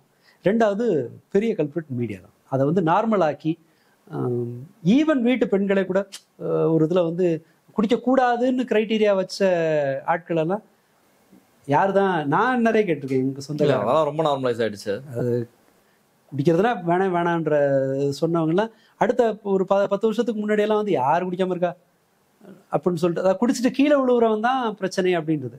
ஆனால் சிக்கல் என்னன்னா எனி டைம் அந்த ஸ்டேஜுக்கு போகலாம், அந்த ஒரு ஆபத்து இருக்கும். இதை சக்ஸஸ்ஃபுல்லாக பண்ணது மாடல்னு சொன்னால் நம்ம அங்கேருந்து ஆரம்பித்து சப்ஸ்டன்ஸில் ஆரம்பித்து ஓபியாய்டுன்னு ஆரம்பித்து குடியில் வந்து நின்றுருக்கோம். அகெயின் இதை அமெரிக்கா 1970களில் பாப்லோ எஸ்கோபார் மாதிரியான ஆட்கள் 80% சப்ளை அவன்கிட்ட தான் வந்தது உலகம் முழுக்க. அதிலிருந்து மீண்டு வர்றதுக்கு ரொம்ப கஷ்டப்பட்டாங்க. கிட்டத்தட்ட ப்ராக்டிக்கலாக அது முடியல. அதை வந்து என்னென்னமோ பண்ணி அவங்க நிறுத்த முடியல. இப்போவும் அமெரிக்கா ஐரோப்பா வந்து அந்த வெள்ளத்தை வந்து போதைப்பொருள் வெள்ளத்தை வந்து நிறுத்த முடியல. ஆஸ்திரேலியா உட்பட பல நாடுகளில், ஆப்பிரிக்காவில் சேரலியோன்னு நினைக்கிறேன், அங்கே இது போதை சும்மா ஏற மாட்டேங்குதுன்னு சொல்லி சுடுகாட்டில் இருக்க மண்டை ஓட்டையெல்லாம் எடுத்து நசுக்கி அதை மிக்ஸ் பண்ணி ட்ரக் அடிக்கிறாங்க. இப்போ அதனால கவர்மெண்ட் என்ன பண்ணுறாங்கன்னா, ஜனங்களுக்கு செக்யூரிட்டி போடுறது இல்லாமல் போட முடியாத கவர்மெண்ட்டு சுடுகாட்டுக்கெல்லாம் செக்யூரிட்டி போட்டுட்ருக்கான், அந்த கல்லறைகளுக்கெல்லாம். ஏன்னா அங்கேருந்து மண்டை ஓட்டை எடுத்து நசுக்கி சாப்பிட்றானுங்கன்னு சொல்லிட்டு. இது உலகளாவிய அளவில் இப்போ போயிட்டுருக்கு. பட் இந்த வெள்ளத்தை நிறுத்த முடியலன்னு பார்த்தாலும் கூட இதை சக்ஸஸ்ஃபுல்லாக ஒரு நாடு செஞ்சதுன்னா சீனா. 16வது நூற்றாண்டில் ஓபிஎம் வந்து பிரிட்டிஷ் வணிகர்கள் இங்கே கொண்டு போகிறாங்க.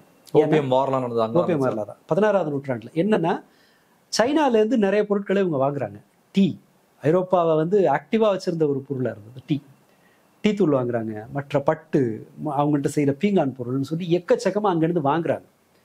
திருப்பி கொடுக்கறதுக்கு அளவாக இவங்கள்ட்ட வெள்ளி எல்லாம் இல்லை. ஸோ அந்த ட்ரேட் டெபிசிட்டை குறைக்கிறதுக்காக ஏதோ ஒரு பொருளை இங்கே கொண்டு போய் தள்ளி விட்டா தான் நம்ம வந்து தங்கம் வெள்ளியை வந்து சேவ் பண்ண முடியும். அங்கே வெள்ளி தான் மெயின் இதாக இருந்துச்சு, எக்ஸ்சேஞ்சாக இருந்தது. அப்போ என்ன செய்கிறாங்கன்னு சொன்னால் ஓபிஎம்மை கொண்டு போய் அறிமுகப்படுத்துகிறாங்க. இந்தியாவிலேருந்து ஓபிஎம் போகுது, இங்கே வெஸ்ட் பெங்கால்லாம் ஓபிஎம் பயிரிட்டு ஓபிஎம் கொண்டு போய் அங்கே சப்ளை பண்ணுறாங்க. ஒரு கட்டத்தில் பிச்சுட்டு போகுது. அந்த இதில் 12 மில்லியன் மக்கள் அடிமை வர்றாங்க. பாப்புலேஷனில் 5%, இன்னும் ஜாஸ்தி. சில ஒரு கட்டத்தில் வந்து 10% மக்கள் அடிமை வர்றாங்க, குழந்தைகளில் உட்பட. குடும்பமாக உட்காந்து அந்த ஹூக்கா குடிக்கிறது அது அங்கே நடக்குது. அது ஒரு கட்டத்தில் மொத்தமாக சீனா சரண்டர் ஆகுது இவங்ககிட்ட. இந்த ஓபிஎம் ட்ரேடில் தொலைச்சி அக்ரிமெண்ட் போட்டு அதன் பிறகு என்ன பண்ணுறாங்கன்னா 1910 முயற்சி பண்ணுறாங்க தடுக்கிறதுக்கு, முடியல. அதுக்கு இப்போ ட்ரேட் டெபிசிட்டை குறைக்கிறதுக்காக என்ன பண்ணுறாங்கன்னா, இம்போர்ட் பண்ண வேண்டாம் ஓபிஎம், நம்மளே உற்பத்தி பண்ணலான்னு சொல்லி அதையும் பண்ணுறாங்க. ஜப்பான் வந்து இன்னொரு இடத்த பிடிச்சி அவன் உற்பத்தி பண்ணி சப்ளை பண்ணுறான். இதெல்லாம் இது எப்போ கட்டுப்பாட்டுக்குள்ளே வருதுன்னு சொன்னால், கம்யூனிஸ்ட் அரசாங்கம் இருக்கு இல்லையா, அவங்க வந்த பிறகு அது ஒரு சென்ட்ரலைஸ்டாக இருந்ததுனால எல்லா தளத்துலையும் அதை வந்து கட்டுப்படுத்துறாங்க. கம்பல்சரி டிஅடிக்ஷன் சென்டர்ஸ்க்கு ஆட்களை வந்து கூட்டு போகிறாங்க. சப்ளையை கம்ப்ளீட்டாக கட் பண்ணுறாங்க. உற்பத்தியை வந்து முழுக்க நிறுத்திட்டு வேறு பயிர்களை வந்து அறிமுகப்படுத்துறாங்க. கடத்துறவங்களுக்கு கடுமையான தண்டனை, விரைவாக விசாரித்து கடுமையான தண்டனை வந்து கிடைக்குது. இப்படி ஒரு 10 வருஷத்தில் கம்ப்ளீட்டாக அதை வந்து 100% டிஅடிக்ஷனில் கொண்டு போதை அடிமைகளை நிறுத்த முடியும்னு நான் நம்பலை. அது உலகத்தில் எங்கேயுமே சாத்தியம் இல்லை. பட் ஒரு ஒரு முழுமையா மக்கள் மீது கரிசனம் கொண்ட ஒரு அரசாங்கம், அதற்கான அந்த கட்டுமானம். இப்போ தமிழ்நாடு கவர்மெண்ட் மட்டும் நினைச்சு இதை வந்து சிந்தட்டிக் ஓபியாய்டை நிறுத்த முடியும் நிச்சயமா முடியாது. ஏன்னா அது வந்து இங்க வந்து உங்களோட முழு கட்டுப்பாடு உங்கள்கிட்ட கிடையாது. இன்டர்நேஷனல் மார்க்கெட், அது இன்டர்நேஷனல் மார்க்கெட். ஒரு தனிப்பட்ட, ஆனா ஒரு இதன் மீது ஃபோக்கஸ் இருக்கிற ஒரு அரசு, மக்களோட வெல்ஃபேர் தான் முக்கியம் அப்படிங்கிற மாதிரி ஒரு கவர்மெண்ட் இருந்து அதற்கு அந்த அதிகாரம் இருக்குங்கும்போது அவங்களால அதை செய்ய முடியும். அது வந்து ப்ராபப்ளி ஒரு ஒரு சோஷலிஸ்ட் கவர்மெண்டால தான் செய்ய முடியும். ஏன்னா அவங்க ஒரு முதலாளிக்கு பதில் சொல்லணும்னு அவசியம் இல்லை, ஒரு கார்ட்டலுக்கு பணிஞ்சு போகணும்னு ஒரு அவசியம் இல்லை.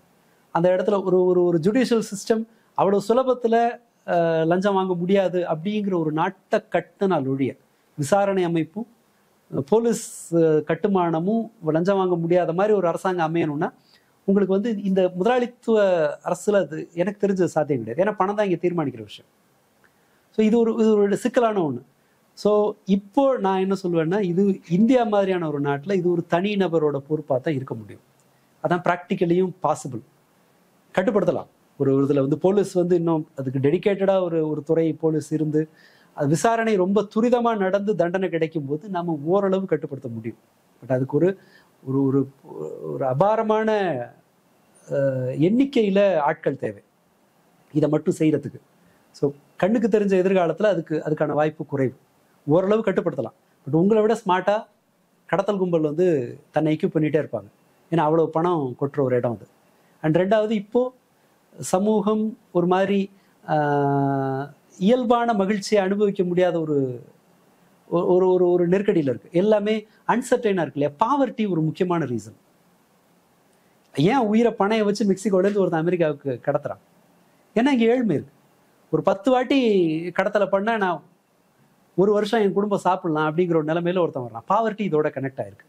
அண்ட் இந்த சோஷியல் மீடியா சூழல் ஒரு இயல்பான மகிழ்ச்சியை அனுபவிக்க விடாம நம்மளை வந்து பிளாக் பண்ணி வைக்குது. ஸோ இப்போ அவங்க என்ன பண்றாங்கன்னா ஒரு ஒரு ஒரு புதிய பரவசத்தை வந்து தேடி போக வேண்டியிருக்கு. ஸ்ரீகாந்த் போனதுக்கு ஒன்னு சொல்றாங்க, ஒரு மாதிரி நலிவடைந்த நடிகர்கள், பெரிய சினிமாவுக்கு வந்து ஒரு நிறைய வருஷம் ஆயிடுச்சு, 20 வருஷம் கிட்ட ஆயிடுச்சு, பட் வந்து பெருசா அவரோட சக்சஸ் ஆகும்ல.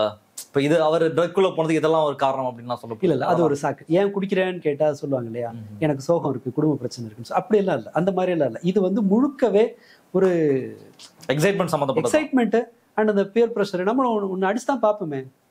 இப்போ கேட்டா சாதாரண ஒருத்தட்ட கேட்டா ஒரு 40,000 ரூபா சம்பளம் வாங்குற ஒருத்தட்ட கேட்டா 1 கிராம் 12,000 ரூபா இழுத்து பாக்குறியா அப்படின்னு சொன்னா வாங்குவான் அவன். ஏன்னா அவனோட 10 நாள் சம்பளம் அது. அவருக்கு அப்படி இல்லைல்ல, அவங்க எடுத்து பார்க்கலாம். எதையும் முயற்சி பண்ணி பார்க்குற ஒரு வசதி இருக்கு. எல்லாமே தான் காரணம். பணம் முக்கியமா. இந்த மாதிரி இதுக்கு பணம் ஒரு காரணம், சுற்றி இருக்கிற கூட்டம் ஒரு காரணம். அண்ட் இந்த மாதிரி இவங்க வந்து என்ன செய்வாங்கன்னா, போதைப்பொருள் நெட்வொர்க்கோட முக்கியமான டார்கெட் இந்த மாதிரி செலிபிரிட்டிஸ் இருப்பாங்க. ஏன்னா அவனை கொண்டு வந்துட்டோன்னு சொன்னால் நமக்கு ஒரு சமூகத்தில் ஒரு அங்கீகாரம் கிடைக்கும். ஈஸியாக அந்த திருட்டு வேலையை நம்ம செய்ய முடியும். நான் அவரை கூட்டிகிட்டு போகும்போது அந்த காரில் ஏற்றிட்டேன்னா, பொட்டலத்தை வச்சுருந்தேன்னா போலீஸ் வந்து பிடிக்க வாய்ப்பு இல்லை. ஸோ இது அவங்களோட இயங்கு முறை. அது நம்ம அதனால இது வந்து ஒரு சாக்கு தான். அவர் தோல்வி அடைந்த நடிகர் அப்படிங்கிறதுலாம் இல்லை. இதை விடவும் 40 வருஷமா சினிமால இருந்து அடையாளமே தெரியாம லைஃபை தொலைச்சவங்கலாம் குடும்பத்தை எல்லாம் காப்பாற்றிட்டு ஒழுங்கா இல்லையா? அதெல்லாம் அப்படி இல்லை. இது ஒரு மேபி அவர் ஒரு விக்டிமா கூட இருக்கலாம். நான் அதை மறுக்கலை. நான் ஏன்னா அந்த ஆசை காட்டுறது ஒரு தடவை ட்ரையல் எடுத்து பாருங்கிறது. அதனால தான் நான் சொன்னேன், ஒன்ஸ் ஒரு முறை அப்படிங்கிறதெல்லாம் கணக்கே கிடையாது. அது ஒரு முறையா இருக்கிறதுக்கான வாய்ப்பு குறைவு. ரைட், ரொம்ப விரிவாக பேசியிருக்கோம். மக்கள் பார்த்து என்ன சொல்றாங்கன்னு பார்ப்போம். இன்றைய நிகழ்ச்சிக்கு வந்து உங்களுக்கு கருத்து ரொம்ப நன்றி. ஸோ எல்லா ட்ரக் விஷயத்துலையும் ஒரு மாற்றம் தான் முக்கியமாக சொல்லுவாங்க. இது வரைக்கும் ட்ரை பண்ணாதவங்க ட்ரை பண்ணாமல் இருங்க. அது சிகரெட்ல இருந்து அது எந்த ட்ரக்காக இருக்கலாம். ஏற்கனவே பண்ணிட்டு இருக்கவங்க, ட்ரை பண்ணிட்டு இருக்கவங்க அல்லது கன்சியூம் பண்ணிட்டு இருக்கவங்க நிறுத்திட்டு என்ன ஹெல்ப் வேணுமோ அதை சீக் பண்ணுங்க அப்படின்றதை இந்த காணொலியின் வாயிலாக எங்களுடைய டீம் சார்பாக நாங்கள் தெரிவிக்கிறோம். மற்றொரு முறை இன்னொரு நிகழ்ச்சியில் சந்திக்கலாம். இந்த நிகழ்ச்சியில எப்படி இருந்தது, என்னென்ன விஷயங்கள் பேசப்பட்டது, அது குறித்து உங்களுடைய பார்வை என்ன அப்படின்றத நிச்சயமா கமெண்ட்ல போடுங்க. அண்ட் வேற என்னென்ன டாபிக்ல நம்ம பாட்காஸ்ட் பண்ணலாம் அப்படின்றதையும் சஜஸ்ட் பண்ணுங்க. நன்றி, வணக்கம். அரண்சை நண்பர்களுக்கு வணக்கம். அரண்சை ஊடகம் சுயேட்சையாக இயங்குவதற்காகவே உருவாக்கப்பட்டது. நாம் செய்கிற வேலை உண்மையிலேயே மக்களுக்காக செய்கிறோம் என்பதை நீங்கள் நம்பினால், வாய்ப்பு இருந்தால் இந்த ரேசர் பே கியூஆர் கோடுக்குள்ளே நீங்கள் அதை ஸ்கேன் பண்ணி எங்களுக்கு உங்களால் இயன்றதை விருப்பம் இருந்தால் ஆதரவு தெரிவிக்கலாம்.